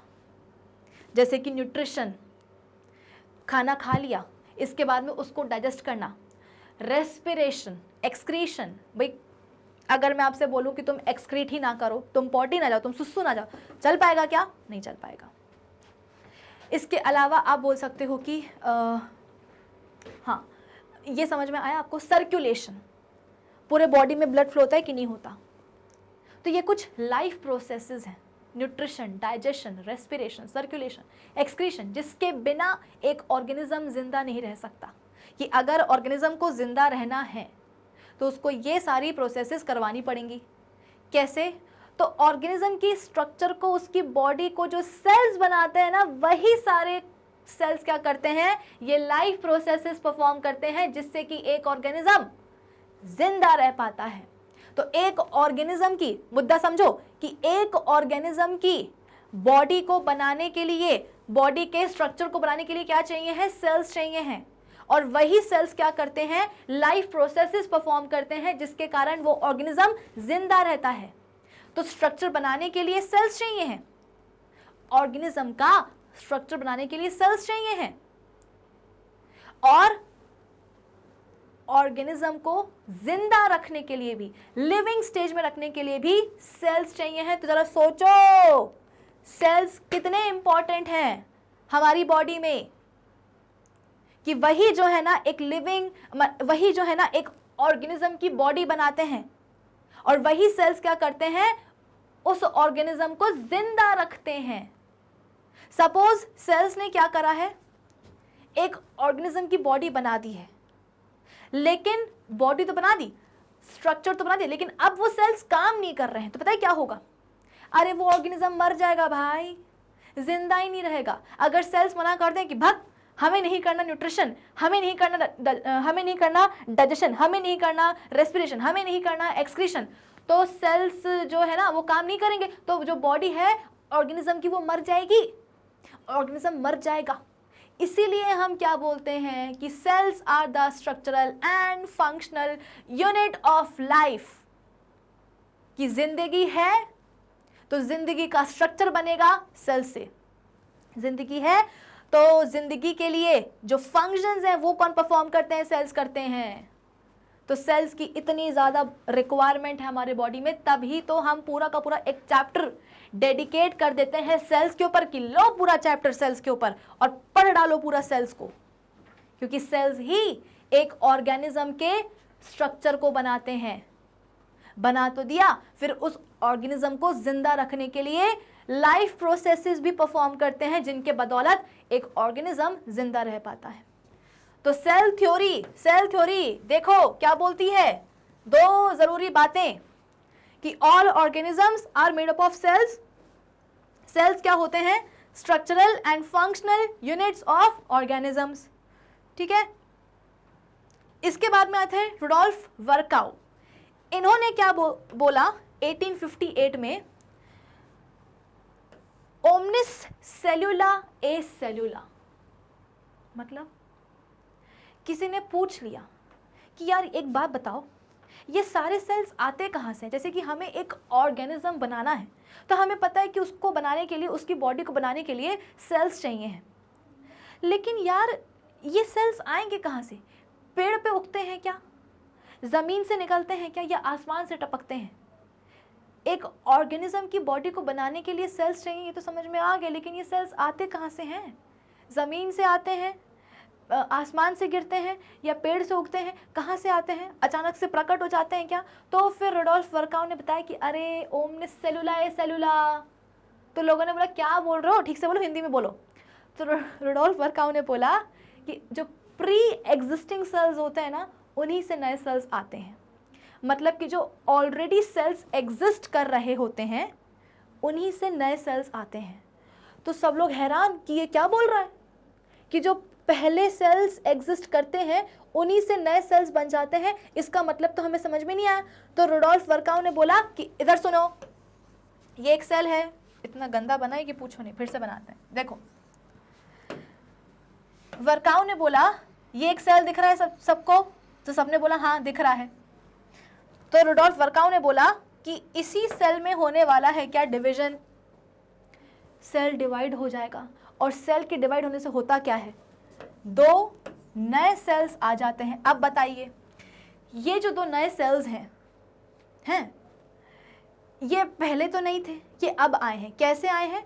तो जब प्री एग्जिस्टिंग सेल, वो सेल जो कि पहले से एग्जिस्ट कर रहा था, जब वो डिवाइड हुआ तब जाकर के दो नए सेल्स बने हैं। तो यही रुडोल्फ वर्काउ ने बोला कि इसी को बोलते हैं ओमनिस सेलुला ए सेलुला। हिंदी में मतलब ये होता है कि जो प्री एग्जिस्टिंग सेल्स हैं उन्हीं से नए सेल्स आ जाते हैं। ऐसा नहीं होता कि आसमान से टपकते हैं, ज़मीन से उगते हैं, किसी पेड़ पे लगते हैं, ना, ऐसा नहीं होता। तो further presented the idea of omnis cellula a cellula, which means that all the living cells arise from the pre-existing cells. This led to the modification in the cell theory। और इस statement से, इस idea से आप बोल सकते हो कि cell theory क्या हो गई, थोड़ी सी और मॉडिफाई हो गई। अब हम बोलते हैं कि हाँ, सारे जो ऑर्गेनिजम्स हैं वो किसके बने होते हैं, सेल्स के बने होते हैं। सेल्स क्या हैं, structural and functional units of organism. इसके अलावा जो प्री एग्जिस्टिंग सेल्स हैं उन्हीं से क्या होते हैं, नए सेल्स बन जाते हैं। तो कुछ इस तरीके से जो सेल थ्योरी है वो क्या हुई, मॉडिफाई हो गई। ठीक है ना। चलो अब हम बात करते हैं यूनिसेलुलर एंड मल्टीसेलुलर ऑर्गेनिजम्स की। आज के ही इस सेशन में मैं आपको पढ़ा दूंगी कि यूनिसेलुलर एंड मल्टीसेलुलर ऑर्गेनिजम्स क्या होते हैं। देखो, सभी ऑर्गेनिजम्स को हम डिवाइड कर देते हैं दो कैटेगरीज में। पहली कैटेगरी होती है यूनिसेलुलर ऑर्गेनिजम्स की, दूसरी होती है मल्टी सेलुलर ऑर्गेनिजम्स की। अब आप बोलोगे कि मैम ये क्या कैटेगरी है, हमको बताओ। देखो, यूनि का मतलब क्या होता है, पिंक लू, पिंक पिंक पिंक पिंक। चलो, यूनि का मतलब क्या होता है, यूनि का मतलब होता है सिंगल। ठीक है, यूनि का मतलब क्या होता है, सिंगल। सेल्यूलर का मतलब क्या होता है, सेल। क्या मतलब होता है, सेल। और फिर ऑर्गेनिज्म तो है ही ऑर्गेनिज्म। तो एक ऐसा ऑर्गेनिज्म जिसकी बॉडी में केवल एक ही सेल हो, सिंगल सेल हो, तो उस ऑर्गेनिज्म को हम क्या बोलते हैं, यूनिसेलुलर ऑर्गेनिज्म। आई बात समझ में। वर्ड को तोड़ो और उसका मतलब समझो, बस यही है बायोलॉजी। यूनिसेलुलर ऑर्गेनिज्म, यूनि का मतलब होता है एक या सिंगल, सेलुलर का मतलब क्या होता है, सेल। तो एक ऑर्गेनिज्म जिसकी बॉडी में केवल एक ही सेल, सिंगल सेल हो, तो उसे हम बोलते हैं क्या, यूनिसेलुलर ऑर्गेनिज्म। ठीक है, अब समझते हैं इसका मतलब। मल्टी का मतलब बहुत सारे, और सेल्यूलर का मतलब क्या है, सेल। तो एक ऐसा ऑर्गेनिज्म जिसकी बॉडी में बहुत सारे सेल्स हों, बहुत सारे सेल्स हों, हैं, बहुत सारे सेल्स हों, तो वो क्या कहलाएगा, एक मल्टी सेलुलर ऑर्गेनिज्म। भाई हम क्या हैं, मैं क्या हूँ, मैं एक मल्टी सेलुलर ऑर्गेनिज्म हूँ। क्यों, क्योंकि मेरी बॉडी में बहुत सारे सेल्स हैं। सिर्फ मैं नहीं, अरे आप भी, आपके पड़ोस में जो डॉगी बैठा ना, आपका पेट, वो भी क्या है, एक मल्टी सेलुलर ऑर्गेनिज्म है। क्यों, क्योंकि उसकी बॉडी में भी बहुत सारे सेल्स हैं, उसकी बॉडी भी बहुत सारे सेल्स की बनी होती है। तो जब ऑर्गेनिज्म की बॉडी में केवल एक ही सेल हो, या आप ऐसे भी बोल सकते हो कि जब ऑर्गेनिज्म की बॉडी को केवल एक ही सेल बना दे, ऑर्गेनिज्म की बॉडी को केवल एक ही सेल बना दे, तो उसे हम बोलते हैं यूनिसेलुलर ऑर्गेनिज्म।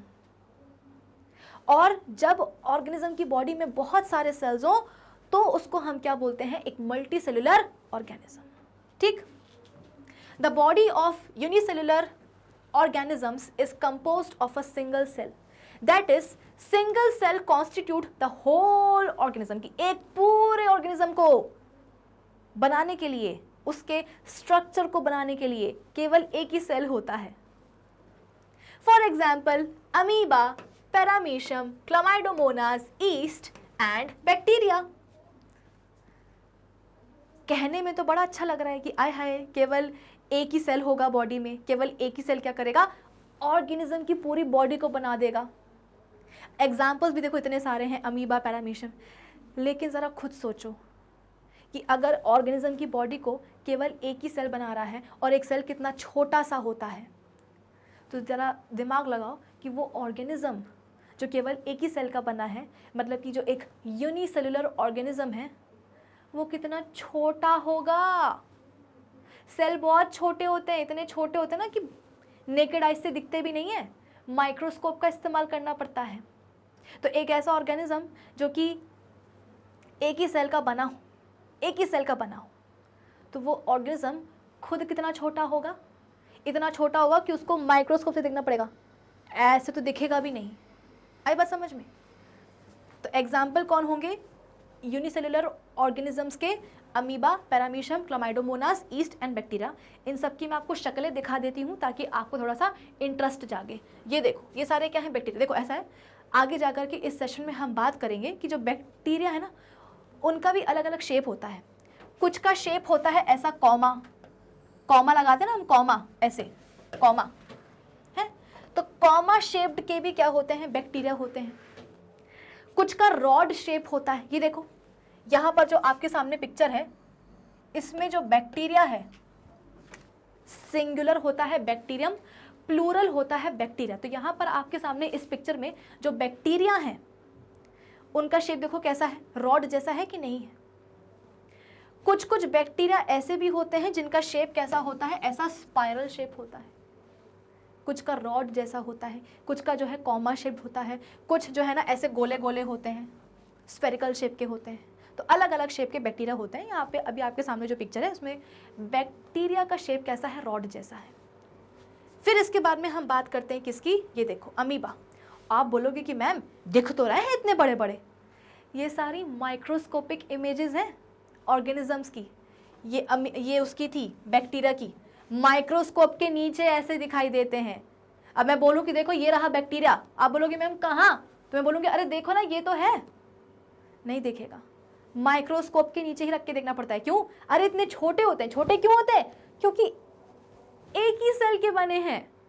अगर आप इस बैक्टीरियम की बात करो, अगर आप इस बैक्टीरियम की बात करो तो ये केवल एक ही सेल का बना है।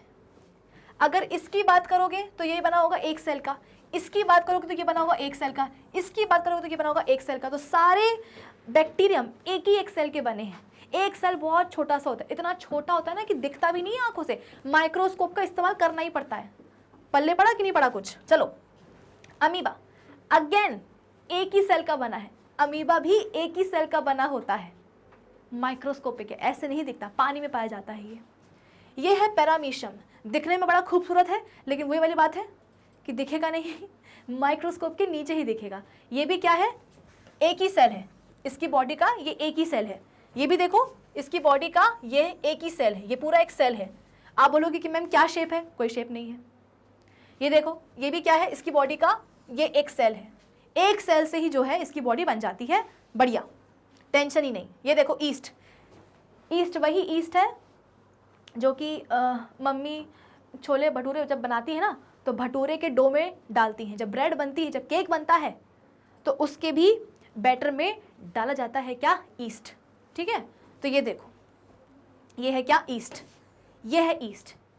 बहुत सारे ईस्ट आपको नज़र आ रहे होंगे। देखो ईस्ट जो है ना एक फंगस ही होता है, एक फंगस ही होता है, लेकिन ये अलग होता है, बाकी से अलग होता है।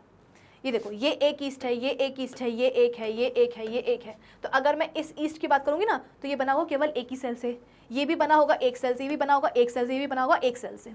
ठीक है, यहाँ देखो ये है क्लामाइडोमोनास, है ना।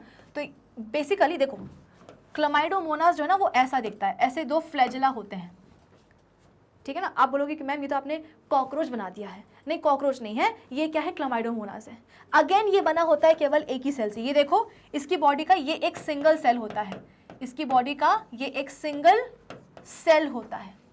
यहाँ पर आपको बहुत सारे क्लामाइडोमोनास दिखाई दे रहे होंगे। ठीक है ना, पार्टी चल रही है इनकी, तो बहुत सारे क्लामाइडोमोनास जो है एक साथ आ गए कुछ इस तरीके से। ठीक है, चलो ओके। तो ये हमने बात करी किसकी? यूनिसेलुलर ऑर्गेनिजम्स की। अब हम बात करते हैं मल्टी सेलुलर ऑर्गेनिजम्स की। The body of multi cellular organisms is composed of numerous cells. जब बॉडी में एक सेल है, केवल एक सेल है, तो उसे हम क्या बोलेंगे? Unicellular organisms. जब बॉडी में बहुत सारे सेल्स हैं तो हम क्या बोलेंगे? Multi cellular organism. Example plants, animals including अस यानी कि ह्यूमन बींग्स एंड फंजाई। अब आप बोलोगे कि मैम आपने तो बोला था कि ये जो ईस्ट है ये भी एक फंगस ही होता है। हाँ होता है, लेकिन ईस्ट बाकी फंजाई से अलग होता है। जो ईस्ट है ना ये यूनिसेलुलर फंगस होता है। ईस्ट जो है फंगस तो है लेकिन ये एक यूनिसेलुलर फंगस होता है कि जो एक ईस्ट है ना ये बना होगा सिंगल सेल से। अरे अरे अरे अरे अरे अरे, ठीक, जो एक ईस्ट है वो बना होगा अरे सिंगल सेल से, ठीक है ना, सिंगल सेल से, सिंगल सेल से। लेकिन अगर हम बात करेंगे बाकी फंजाई की, जैसे कि मशरूम हो गया, वो सिंगल सेल नहीं होते हैं, वो मल्टी सेलुलर होते हैं, ठीक है। तो एक काम करो ना, यहाँ पे लिख भी दो एक्सेप्ट ईस्ट, तो आपको और हमेशा क्लियर रहेगा। तो मल्टी सेलुलर ऑर्गेनिजम्स के एग्जाम्पल क्या हैं? प्लांट्स, एनिमल्स, जिसमें कि हम खुद आते हैं, fungi and fungi except yeast. Number of cells group together and acquire different functions to form various body parts in multicellular organisms। देखो ऐसा है, अगर ऑर्गेनिज्म की बॉडी में केवल एक ही सेल है, जैसे कि अगर हम बात करें इस अमीबा की, अगर हम बात करें इस अमीबा की, तो इसकी लाइफ में कोई टेंशन नहीं है, नो टेंशन है, नो टेंशन इन लाइफ। क्यों? क्योंकि सिंगल सेल ही क्या करता है, सारे काम कर लेता है, न्यूट्रिशन कर लेता है। मैंने आपको क्या बताया? मैंने आपको यही तो बताया ना कि एक ऑर्गेनिज्म के बॉडी को बनाने के लिए सेल्स चाहिए, उस ऑर्गेनिज्म को जिंदा रखने के लिए भी सेल्स चाहिए हैं। क्यों? क्योंकि वो सेल्स क्या करते हैं, लाइफ प्रोसेसेस परफॉर्म करते हैं। मेरी बात समझ में आ रही है ना? Nutrition, digestion, respiration, circulation, excretion, हम इन प्रोसेसेस को लाइफ प्रोसेसेस क्यों बोलते हैं? क्योंकि इनके बिना जीवन पॉसिबल नहीं है, लाइफ पॉसिबल ही नहीं है। और इन प्रोसेसेस को परफॉर्म करने के लिए क्या चाहिए है? सेल्स ही चाहिए हैं। तो सेल्स चाहिए होते हैं ऑर्गेनिज्म की बॉडी को बनाने के लिए, उसके स्ट्रक्चर को बनाने के लिए, और उस ऑर्गेनिज्म को जिंदा रखने के लिए भी, क्योंकि वो सेल्स क्या करते हैं, लाइफ प्रोसेसेस परफॉर्म करते हैं, जिनकी बदौलत एक ऑर्गेनिज्म जिंदा रहता है। तो अगर हम बात करें अमीबा की, तो इसकी लाइफ में कोई टेंशन नहीं है। क्यों? सिंगल सेल है, सिंगल सेल ही क्या करेगा, न्यूट्रिशन करेगा, हैं, इसके अलावा डाइजेशन कर लेगा, इसके अलावा आप बोल सकते हो कि रेस्पिरेशन कर लेगा, रेस्पिरेशन कर लेगा, एक्सक्रीशन कर लेगा, ठीक, इनफैक्ट रिप्रोडक्शन भी हो जाता है। हालांकि रिप्रोडक्शन, देखो रिप्रोडक्शन क्या है, एक ऐसी प्रोसेस जिसमें कि बच्चे पैदा करते हैं। रिप्रोडक्शन की प्रोसेस कोई लाइफ प्रोसेस नहीं है, it is not a life process. क्यों? अगर एक मेंढक ने डिसाइड किया है कि उसको बच्चे पैदा नहीं करने हैं, ना करे, हमें क्या, उसे भी क्या भाई, उसका डिसीजन है कि उसको बच्चे पैदा नहीं करने हैं। अब अगर मेंढक बच्चे पैदा नहीं करेगा तो वो मर थोड़ी ना जाएगा, जिंदा रहेगा, अपनी पूरी लाइफ जी करके मरेगा। अगर एक इंसान ने डिसाइड किया है कि भाई वो शादी नहीं करेगा और ना बच्चे पैदा करेगा, तो ठीक है वो उसका डिसीजन है। ऐसा तो नहीं है कि अगर एक लड़की ने डिसाइड किया है कि मैं जो है ना बच्चे पैदा नहीं करूंगी, तो लड़की मर जाएगी? नहीं, पूरी उम्र जी करके मरेगी अपनी। तो रिप्रोडक्शन की प्रोसेस कोई लाइफ प्रोसेस नहीं है कि अगर बच्चे पैदा नहीं हुए तो जो है ना ऑर्गेनिज्म मर जाएगा, नहीं, ऐसा नहीं होता। लेकिन फिर भी अगर हम बात करें अमीबा की, तो अमीबा में जो सिंगल सेल है ना, वो सारे काम कर लेता है, सारे हो। तो जरा सोचो कि अमीबा की बॉडी का जो एक सेल है वो कितना ज़्यादा टैलेंटेड है। सोचा है कभी आपने कि अमीबा की बॉडी का जो इकलौता सेल है वो कितना ज़्यादा टैलेंटेड है, कि वही सेल क्या करेगा, एक ही सेल क्या करेगा, सारे फंक्शंस परफॉर्म कर लेगा। तो अमीबा की तो मज़े ही मज़े, उसकी तो लाइफ में कोई टेंशन ही नहीं है कि भाई बॉडी में एक ही सेल है और एक ही सेल क्या करेगा, सारे फंक्शंस परफॉर्म कर लेगा, सारे काम कर लेगा।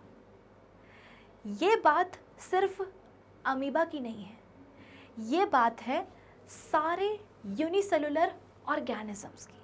जैसे कि ये पैरामीशियम है, पैरामीशियम की बॉडी में भी आपको एक ही सेल नज़र आ रहा होगा, पैरामीशियम की बॉडी में भी आपको एक ही सेल नज़र आएगा। तो ये जो पैरामीशियम की बॉडी में एक सेल है, ये सेल क्या करेगा, ये इकलौता सेल क्या करेगा, सारे काम कर लेगा, सारे फंक्शंस परफॉर्म कर लेगा। तो पैरामीशियम की भी मज़े, उसकी भी लाइफ में कोई टेंशन नहीं। अगर हम बात करें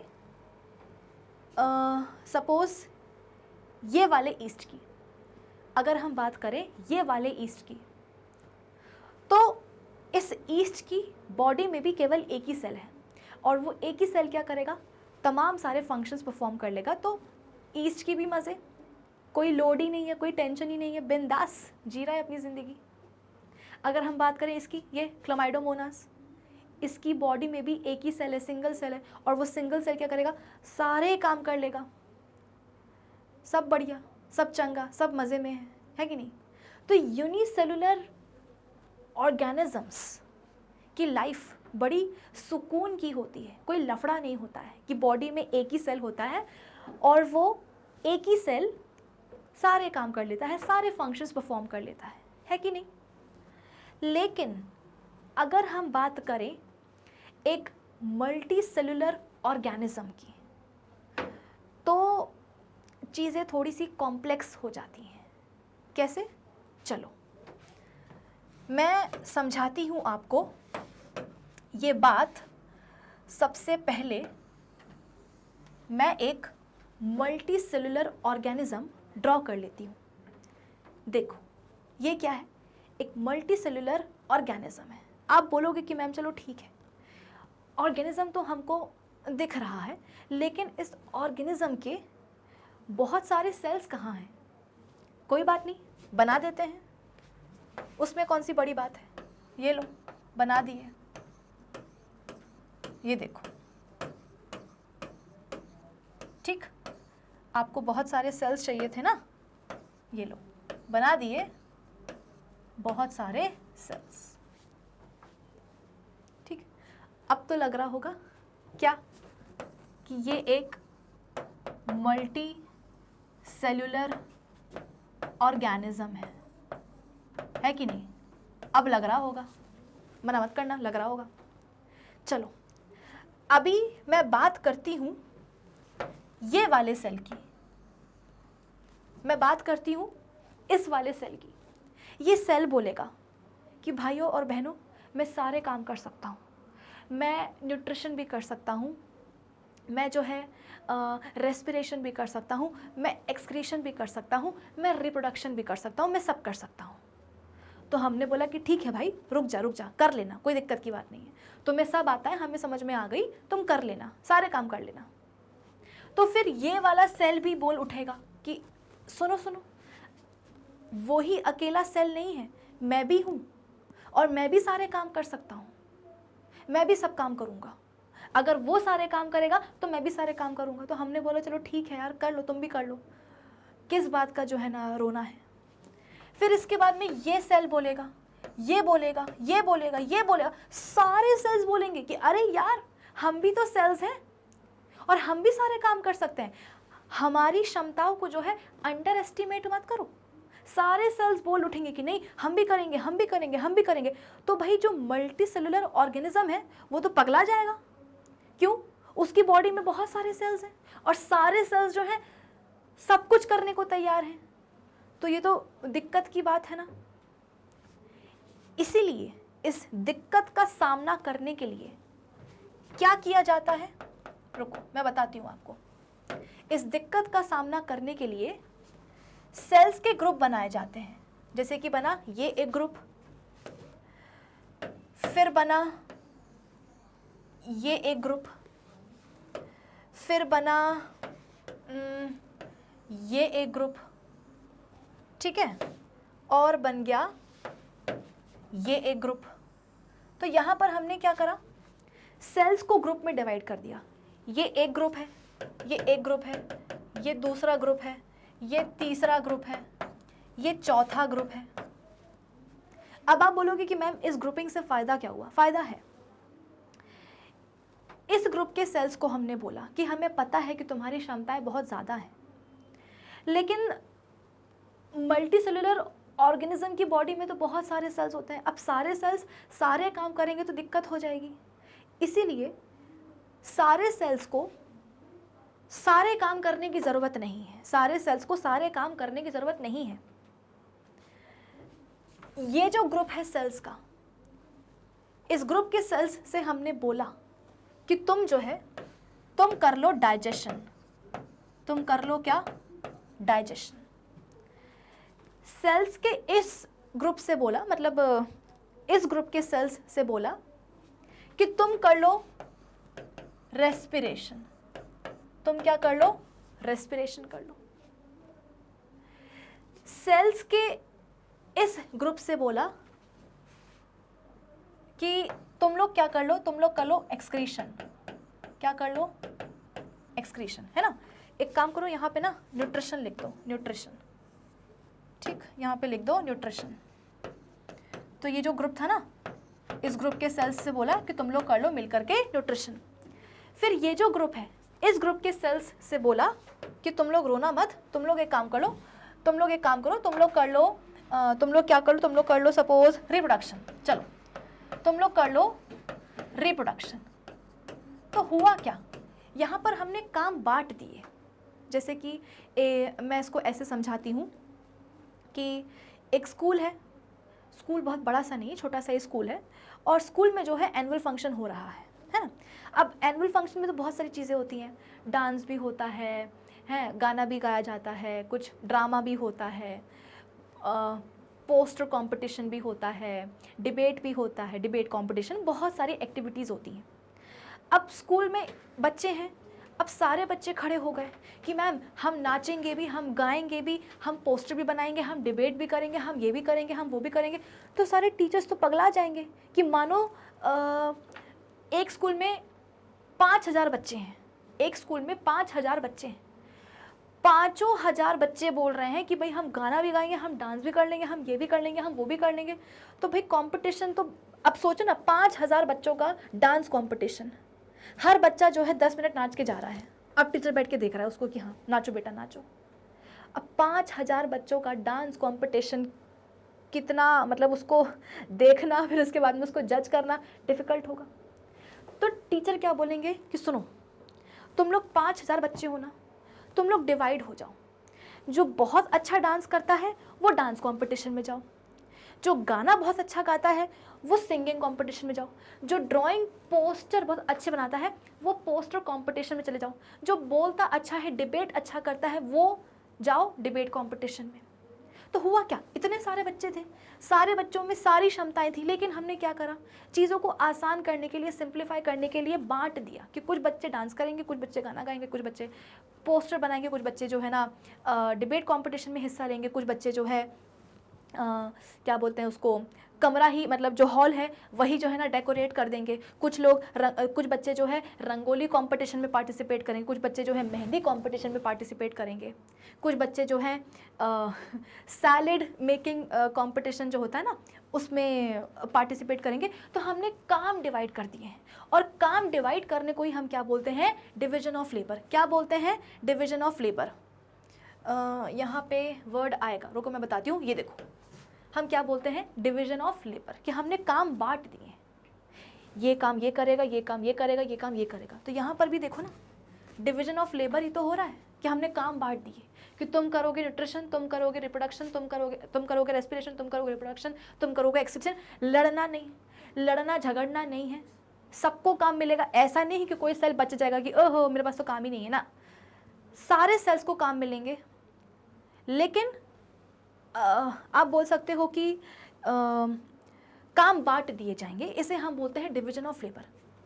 डिवीजन ऑफ लेबर में ना फायदा भी होता है। क्या फायदा होता है, आप खुद ही सोचो, एक काम को एक इंसान कर रहा है, वहीं दूसरी तरफ उसी काम को मिलकर के 100 लोग कर रहे हैं।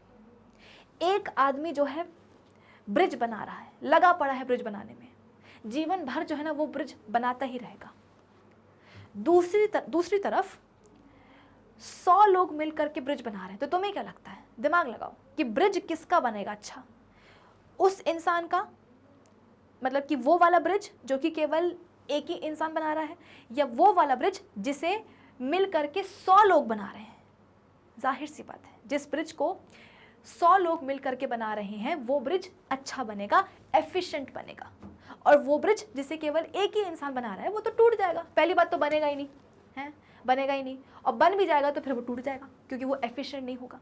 तो डिवीजन ऑफ लेबर से कहीं ना कहीं फ़ायदा ही होता है कि काम जो है एफिशिएंटली हो जाता है, जल्दी होगा, एफिशिएंटली होगा।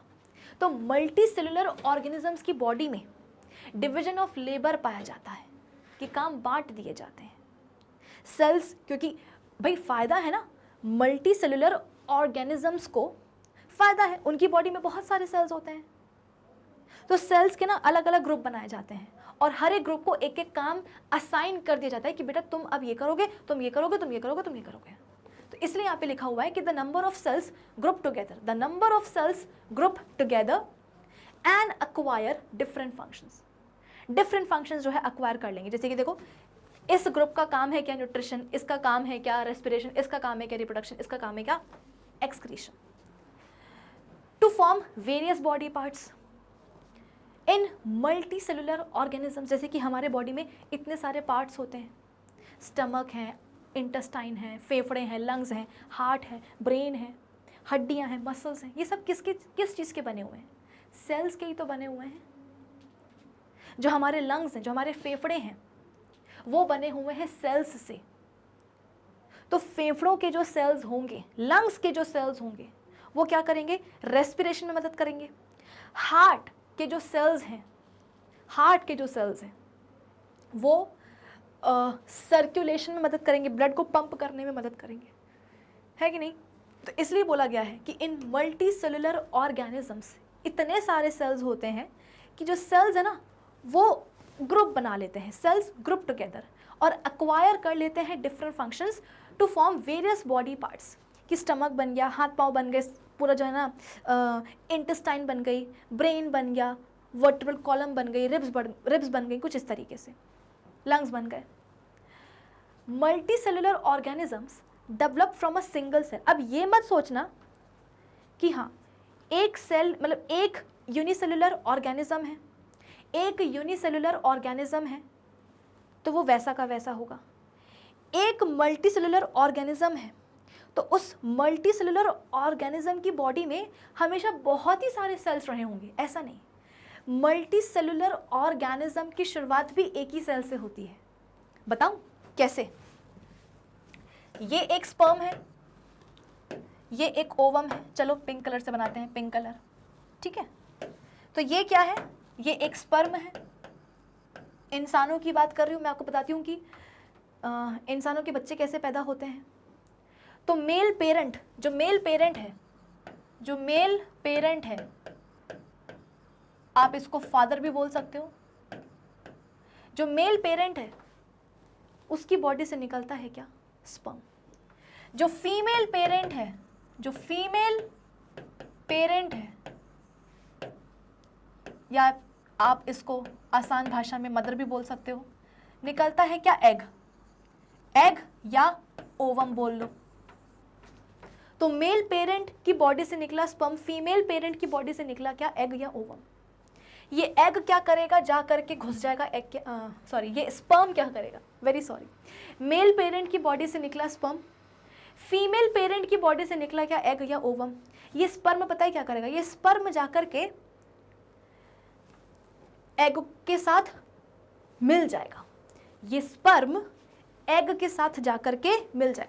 देखो ये जो एग है ना, ये क्या है? एक सेल है। एग क्या है? सेल है। ये जो स्पर्म है ये भी एक सेल है। आप बोलोगे कि मैम ऐसा कैसा स्पर्म, मतलब ऐसा कैसा सेल? मैंने बोला कि ये स्पर्म भी एक सेल है, ये ओवम भी एक सेल है, एग भी सेल है। तो आप बोलोगे मैम चलो ठीक है, ये जो एग है ना ये तो फिर भी एक सेल दिख रहा है, लेकिन ये कैसा सेल है? अब होता तो है, अलग अलग शेप होता है, बताऊंगी मैं आपको आगे। सेल के अलग अलग शेप्स भी होते हैं। जरूरी नहीं है कि सेल हमेशा ऐसा ही दिखे, जरूरी नहीं है कि सेल हमेशा ऐसा ही दिखे, ऐसा भी दिख सकता है। आई बात समझ में? अरे अरे अरे अरे ये क्या हुआ? चलो आगे बढ़ते हैं। ठीक, तो ऐसा भी एक सेल होता है, हो सकता है। अब सेल है तो उसमें न्यूक्लियस भी होगा। ये देखो मैं बनाती हूँ एक छोटा सा न्यूक्लियस, ठीक है। मैं बनाती हूँ क्या यहाँ पर? न्यूक्लियस, ये न्यूक्लियस, ठीक। अब क्या होगा कि ये जो स्पर्म है ना ये जाकर के फ्यूज हो जाएगा एग के साथ। ये जो स्पर्म है ये जाकर के फ्यूज हो जाएगा एग के साथ। फ्यूज होने का मतलब क्या है कि इन दोनों ही सेल्स के जो न्यूक्लियस हैं वो फ्यूज होकर के एक ही न्यूक्लियस बन जाएगा। स्पर्म जाकर के फ्यूज होता है एग के साथ। इसका मतलब ये है कि स्पर्म का जो न्यूक्लियस है वो जाकर के फ्यूज हो जाएगा एग के न्यूक्लियस के साथ। तो आप बोलोगे कि मैम उस हिसाब से तो दो दो न्यूक्लियस बन जाएंगे, एक एग का और एक स्पर्म का। ना, दोनों ही न्यूक्लियस फ्यूज हो जाएंगे, जिससे बनता है क्या, एक ही न्यूक्लियस। एक ही न्यूक्लियस बनेगा, इनफैक्ट एक ही सेल बन जाएगा। इन दो सेल्स के फ्यूजन से, इन दोनों ही सेल्स के फ्यूजन से क्या होता है, एक ही सेल बनता है, जिसमें कि एक ही सेल होता है, और इसी को हम बोलते हैं क्या, डियर जाइगोट। डियर जिंदगी नहीं, डियर जाइगोट। जाइगोट एक सिंगल सेल होता है जिसमें कि एक ही न्यूक्लियस होता है, जो कि कैसे बनता है, स्पर्म एंड ओवम के फ्यूजन से बनता है। प्रोसेस को हम क्या बोलते हैं, फर्टिलाइजेशन। क्या बोलते हैं, फर्टिलाइजेशन, फर्टिलाइजेशन बोलते हैं। जाइगोट बन गया। अब क्या होगा, ये क्या है, सिंगल सेल है। अब इसी सिंगल सेल में रिपीटेडली डिविजन्स होंगे, धकाधक धकाधक धकाधक इसी जाइगोट में डिवीजन होता जाएगा, होता जाएगा, होता जाएगा। इससे क्या होगा, अल्टीमेटली एक ऐसी बॉल बनेगी जिसमें कि बहुत सारे सेल्स होंगे। अल्टीमेटली एक बॉल बन जाएगी जिसमें कि बहुत सारे सेल्स होंगे। आई बात समझ में? तो ये जाइगोट है। जाइगोट क्या होता है, सिंगल सेल होता है जिसमें कि रिपीटेड डिविजन्स होते जाएंगे, जिसके कारण एक बॉल बन जाएगी अल्टीमेटली, जिसमें कि बहुत सारे सेल्स आ जाएंगे। और फिर इसी बॉल से बहुत सारे सेल्स के, एक काम करें, यहाँ पे तो सब गुचड़ पुचड़ हो रहा है ना, यहाँ लिख देती हूँ। चलो, इसी जाइगोट से क्या होता है, एक बॉल बन जाती है। इसी जाइगोट से एक बॉल बन जाती है और उस बॉल में बहुत सारे सेल्स आ जाते हैं। अल्टीमेटली इसी बॉल से क्या बनता है, फीटस बनता है। इसी बॉल से क्या बनता है, फीटस, और अल्टीमेटली फीटस से बन जाता है बेबी, जो कि बॉडी के बाहर निकल करके आ जाता है, डिलीवर हो जाता है। और हम बोलते हैं कि बधाई हो, बिटिया का जन्म हो गया या बेटे का जन्म हो गया। तो आपने देखा कि एक जो बेबी बॉय है, जो बेबी गर्ल है, उसके जीवन की शुरुआत कहाँ से हुई थी, जाइगोट से ही हुई थी। जाइगोट क्या था, एक सिंगल सेल था। तो मल्टी सेलुलर ऑर्गेनिज्म की शुरुआत भी किससे होती है, सिंगल सेल से ही होती है, जाइगोट से ही होती है। फिर उसमें लगातार डिविजन्स होते जाते हैं, जिनके कारण बहुत सारे नए नए सेल्स बनते जाते हैं, जो कि रुडोल्फ वर्काउ ने बोला था कि नए सेल्स कहाँ से आते हैं, प्री एग्जिस्टिंग सेल से ही आते हैं। कभी सोचा है कि एक मल्टी सेलुलर ऑर्गेनिज्म कैसे बना होगा? तो शुरुआत तो जाइगोट से ही होती है, फिर उसमें डिविजन्स होते जाते हैं, पुराने सेल्स से नए वाले सेल्स बनते जाते हैं, कुल मिलाकर के बहुत सारे सेल्स बन जाते हैं। सेल्स की एक बॉल बन जाती है, जिससे अल्टीमेटली फीटस बन जाता है। फीटस से एक बेबी पूरा का पूरा जो है ना डेवलप हो जाता है, और फिर यही बेबी 9 महीने की प्रेगनेंसी के बाद बाहर आ जाता है। तो हम बोलते हैं कि बिटिया का जन्म हुआ है या बेटे का जन्म हुआ है। आई बात समझ में? कुछ ना कुछ का तो जन्म हुआ ही है, ठीक है। तो मल्टी सेलुलर ऑर्गेनिज्म की शुरुआत भी कहाँ से होती है, सिंगल सेल से ही होती है। तो multi cellular organisms develop from a single cell. For example, fertilisation of egg with sperm results in the formation of a single cell zygote. This single cell divide करता है, रीडिवाइड करता है, फिर से डिवाइड करता है, धड़ाधड़ डिवीजन करता जाता है, जिसके कारण मल्टी सेलुलर बॉडी जो है बन करके रेडी हो जाती है। The cells further divide to produce different organs of a multicellular organism. Thus, all the cells arise from pre-existing cells. ठीक. Every living cell has the capacity to perform certain basic functions that are characteristic of all living organisms. सभी living cell के पास जो ना capacity होती है certain basic functions को perform करने की, जो कि कैरेक्टरिस्टिक होते हैं लिविंग ऑर्गेनिजम्स के। How does cell perform these basic function? जैसे कि हम सेल की कैपेसिटी बोल रहे हैं कि हाँ, जैसे कि जो यूनिसेलुलर ऑर्गेनिज्म है उनकी बॉडी में तो एक ही सेल होता है, और वो एक ही सेल सारे काम कर लेगा, सारे फंक्शंस कैसे कर लेता है? तो सेल में ना कुछ स्ट्रक्चर्स प्रेजेंट होते हैं, जिन्हें हम बोलते हैं सेल ऑर्गेनल्स, जैसे ribosomes, Golgi body, endoplasmic reticulum, mitochondria, lysosomes. ये सारे सेल ऑर्गेनल्स होते हैं जो कि एक सेल के अंदर प्रेजेंट होते हैं, और यही सारे सेल ऑर्गेनल्स एक सेल को सक्षम बनाते हैं कि वो सेल जो है अलग अलग काम कर पाए। मल्टी सेलुलर ऑर्गेनिजम्स में तो डिवीजन ऑफ लेबर होता है. It means that different parts of a multi cellular organism perform different functions. For example human body के पास क्या होते हैं, फेफड़े होते हैं, लंग्स होते हैं, यहाँ पर रेस्पिरेशन के लिए, हार्ट होता है ब्लड को पंप करने के लिए, स्टमक होता है फूड को डाइजेस्ट करने के लिए, मसल्स होते हैं काय के लिए, मूवमेंट और लोकोमोशन के लिए. Similarly each cell possesses specific components within it जिन्हें हम बोलते हैं cell organelles. Each kind of organelle performs specific function. हर एक ऑर्गेनल, जैसे कि राइबोसोम है, उसका कुछ काम होगा, एंडोप्लाज्मिक रेटिकुलम का कुछ काम होगा, गोल्जी बॉडी का कुछ और काम होगा, माइटोकॉन्ड्रिया का कुछ और काम होगा, कुछ ना कुछ काम तो होता ही हो. These cell organelles together constitute the cell. और यही सेल ऑर्गेनल्स मिलकर के क्या करते हैं, सेल को बनाते हैं. ठीक है, तो यूनिसेलुलर ऑर्गेनिज्म में काम कैसे होता है ये मैंने आपको बता दिया. मल्टी सेलुलर ऑर्गेनिज्म में आपको डिवीजन ऑफ लेबर देखने को मिलता है. हर एक सेल की क्षमता होती है फंक्शन परफॉर्म करने की.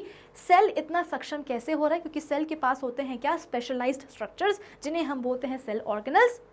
और यही सारे सेल ऑर्गेनल्स अलग अलग काम करते हैं. हर एक ऑर्गेनल अलग अलग काम करेगा और ये सारे सेल ऑर्गेनल्स क्या करेंगे, मिल करके एक सेल को बना देते हैं. खत्म बात. अब ये कुछ डिफरेंसेस हैं यूनिसेलुलर एंड मल्टीसेलुलर ऑर्गेनिजम्स के बीच में. सवाल आता है, बहुत बार सवाल आता है कि यूनिसेलुलर एंड मल्टीसेलुलर ऑर्गेनिजम्स के बीच में डिफरेंसेस बताइए. तो देखो differences. They consist of single cell in their body. सबको पता है, कौन सी नई बात है. मल्टीसेलुलर ऑर्गेनिजम्स में क्या होता है, लार्ज नंबर ऑफ सेल्स होते हैं बॉडी में. There is no division of labor as the single cell perform all the functions. लेकिन हाँ, division of labor कहाँ देखने को मिलेगा, ऑर्गेनल्स के लेवल पर देखने को मिलेगा. भाई यूनिसेलुलर ऑर्गेनिज्म जो है उसकी बॉडी में एक ही सेल है, लेकिन उस एक सेल में भी तो ऑर्गेनल्स होंगे ना, और वो ऑर्गेनल क्या करेंगे, काम करेंगे. तो आप बोल सकते हो कि जो यूनिसेलुलर ऑर्गेनिज्म है एज सच उनकी बॉडी में डिवीजन ऑफ लेबर नहीं देखने को मिलता है, लेकिन ऑर्गेनल्स के लेवल पर मिलता है. इनके बारे में तो बोलना ही क्या. मल्टीसेलुलर ऑर्गेनिजम्स की बॉडी में division of labour he labour है. सेलुलर लेवल पर है, ऑर्गन बनते हैं, ऑर्गन सिस्टम बन जाते हैं. सिंगल सेल जो है इन्वॉल्व होता है in the production of new organisms during reproduction. जैसे कि एक अमीबा है, ये क्या है, अमीबा है. अमीबा की बॉडी में क्या होता है, ऐसा डिवीजन हो जाता है जिससे कि दो डॉटर अमीबे बन जाते हैं. अब बताइए, कहने को तो एक ही पेरेंट था, एक ही ऑर्गेनिज्म था, उसकी बॉडी में एक ही सेल था, लेकिन फिर भी देखो रिप्रोडक्शन हुआ कि नहीं हुआ, दो नए बच्चे बने कि नहीं बने. तो यहाँ पे इसलिए बोला गया है कि सिंगल सेल इन्वॉल्व होता है रिप्रोडक्शन में. लेकिन अगर हम बात करेंगे मल्टीसेलुलर ऑर्गेनिजम्स की, तो केवल जो जर्म सेल्स हैं, जो यहाँ पर मैंने आपको बताया ना, स्पर्म एंड ओवम, ये क्या होते हैं, इनको हम गैमीट्स बोलते हैं. मतलब जर्म सेल्स. क्या बोलते हैं, जर्म सेल्स. ठीक, ये इन्वॉल्व होते हैं, सिर्फ यही इन्वॉल्व होते हैं रिप्रोडक्शन में. ऐसा नहीं है कि हार्ट का जो सेल है वो करेगा रिप्रोडक्शन, मसल की जो सेल है वो करेगा रिप्रोडक्शन, फेफड़ों के जो लंग्स के जो सेल हैं वो करेंगे रिप्रोडक्शन ना. केवल जर्म सेल्स ही क्या करते हैं, रिप्रोडक्शन में पार्टिसिपेट करते हैं, स्पर्म एंड ओवम ही. यहाँ पर तो बॉडी में एक ही सेल है, तो कोई ऑप्शन ही नहीं है. एक ही सेल को क्या करना पड़ेगा, रिप्रोडक्शन में पार्टिसिपेट करना पड़ेगा, भले वो सेल चाहे चाहे. Injury to cell causes death of an organism. Injury हुई, चोट लगी सेल में और सेल मर गया, मतलब कि ऑर्गेनिज्म ही निपट गया पूरा का पूरा. भाई यूनिसेलुलर ऑर्गेनिज्म की बॉडी में केवल एक ही तो सेल होता है. अब अगर उसमें भी चोट लग गई तो वो सेल तो मर जाएगा. सेल मर जाएगा मतलब क्या, पूरा का पूरा ऑर्गेनिज्म टैं. लेकिन अगर हम बात करते हैं किसकी, मल्टीसेलुलर ऑर्गेनिजम्स की, तो इनकी बॉडी में तो इतने सारे सेल्स होते हैं. सपोज एक लड़का है जिसका नाम है छगनलाल. क्या नाम है, छगनलाल. छगनलाल खेल रहा था, खेलते खेलते गिर गया. अब उसको जो है ना यहाँ पर चोट लग गई, खून बह रहा है, खूब खून बह रहा है. मतलब जाहिर सी बात है, जहाँ पर चोट लगी होगी वहाँ के सेल्स डैमेज होंगे.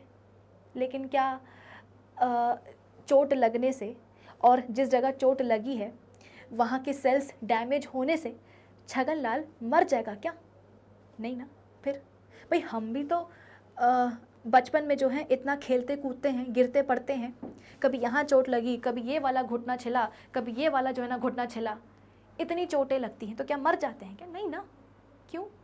क्योंकि हमारी बॉडी में इतने सारे सेल्स होते हैं कि अगर कुछ सेल्स इंजरी के कारण डैमेज हो भी गए हैं तो कोई बड़ा मुद्दा नहीं है, ठीक है। वो जो डैमेज्ड सेल्स है ना, उनकी जगह पर नए सेल्स आ जाते हैं, तो कोई इतना बड़ा इशू नहीं, कोई इतना बड़ा मुद्दा नहीं है, ठीक है।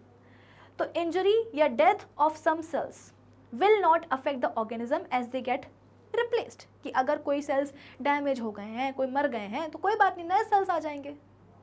क्या लोड है? कोई लोड नहीं है। मतलब देखो, हर चीज़ का ना कुछ फ़ायदा है। अगर आप बोलते हो कि यूनिसेलुलर ऑर्गेनिजम्स अच्छे हैं, उनकी बॉडी में एक ही सेल होता है, ज़िंदगी में कोई टेंशन नहीं, एक ही सेल क्या करेगा, सारे काम करेगा, सारे फंक्शंस जो ना परफॉर्म करेगा, कितने सिंपल जो है ना बॉडी हो जाएगी। यूनिसेलुलर ऑर्गेनिजम्स जो होते हैं वो बहुत ही सिंपल टाइप के होते हैं, उनकी बॉडी बहुत ही सिंपल होती है, बॉडी में एक ही तो सेल होता है। लेकिन ज़रा आप इनकी बात करो, मल्टी सेलुलर ऑर्गेनिज्म की, बॉडी में इतने सारे सेल्स, भाई अपना ही एग्जांपल लो ना, बॉडी में इतने सारे सेल्स हैं, बॉडी कॉम्प्लेक्स हुई कि नहीं हुई? तो ये एक आपको डिसएडवांटेज लगेगा कि ये सिंपल होते हैं, ये कॉम्प्लेक्स होते हैं, मतलब इनकी बॉडी कॉम्प्लेक्स होती है। लेकिन ज़रा देखो यहाँ पे, चोट लग गई अगर इकलौते सेल में अगर चोट लग गई, इंजरी हो गई, सेल मर जाएगा, पूरा का पूरा ऑर्गेनिज्म ही निपट जाएगा। लेकिन यहाँ देखो, गिरते पड़ते हैं, खेलते कूदते हैं, चोट लगती है, खून बहता है, सेल्स डैमेज होते हैं, कभी कभी हड्डी टूट जाती है, सब कुछ होगा, लेकिन मरेंगे नहीं, ठीक। They have simple body organisation, they have complex body organisation. तो ये बेसिक डिफरेंसेस हैं कुछ यूनिसेलुलर एंड मल्टीसेलुलर ऑर्गेनिजम्स की बॉडी में। उम्मीद करती हूँ कि आप लोगों को समझ में आया होगा, और मैं ये भी उम्मीद करती हूँ कि आज के इस सेशन में मैंने आपको जो जो भी पढ़ाया है वो सब आपको समझ में आया होगा, आना भी चाहिए, मैंने अच्छे से पढ़ाया है, और आपने भी अगर अच्छे से पढ़ा होगा तो समझ में आ जाएगा। बहुत ही बेसिक चैप्टर है ये, सब बेसिक बातें, शुरुआत में तो सारी बेसिक बातें ही होंगी, धीरे धीरे करके अपने अपकमिंग सेशंस में हम कॉम्प्लेक्स बातें भी करते जाएंगे, तो डरना नहीं है, घबराना नहीं है। इस सेशन के लिए बस इतना ही। अब हम मिलेंगे अपने अगले सेशन में, और अगले सेशन में क्या करेंगे, कुछ और नए टॉपिक्स को डिस्कस करेंगे इस चैप्टर के। तब तक आपको क्या करना है, इस सेशन को देखना है, देखते जाओ, पूरा देखो, पूरा अच्छे से समझो। कोई डाउट है तो पूछ लो, क्योंकि डाउट सॉल्व नहीं होंगे तो समस्या जो है ना वो सुलझेगी नहीं आपकी, और वहीं के वहीं उलझ के रह जाओगे। तो इसलिए सेशन को पूरा देखो, समझो, डाउट है तो पूछो, मैं डाउट जो है सॉल्व कर दूंगी। अगले सेशन में मिलेंगे तो अगले सेशन में कुछ और अगला पढ़ेंगे, नया पढ़ेंगे। तब तक आप क्या करोगे, इस सेशन को तो देखना ही है, प्लस विजिट करना है हमारी official website, that is magnetbrains.com। तो मिलते हैं अपने अगले सेशन में। Till then keep learning with Magnet Brains. Thank you for watching.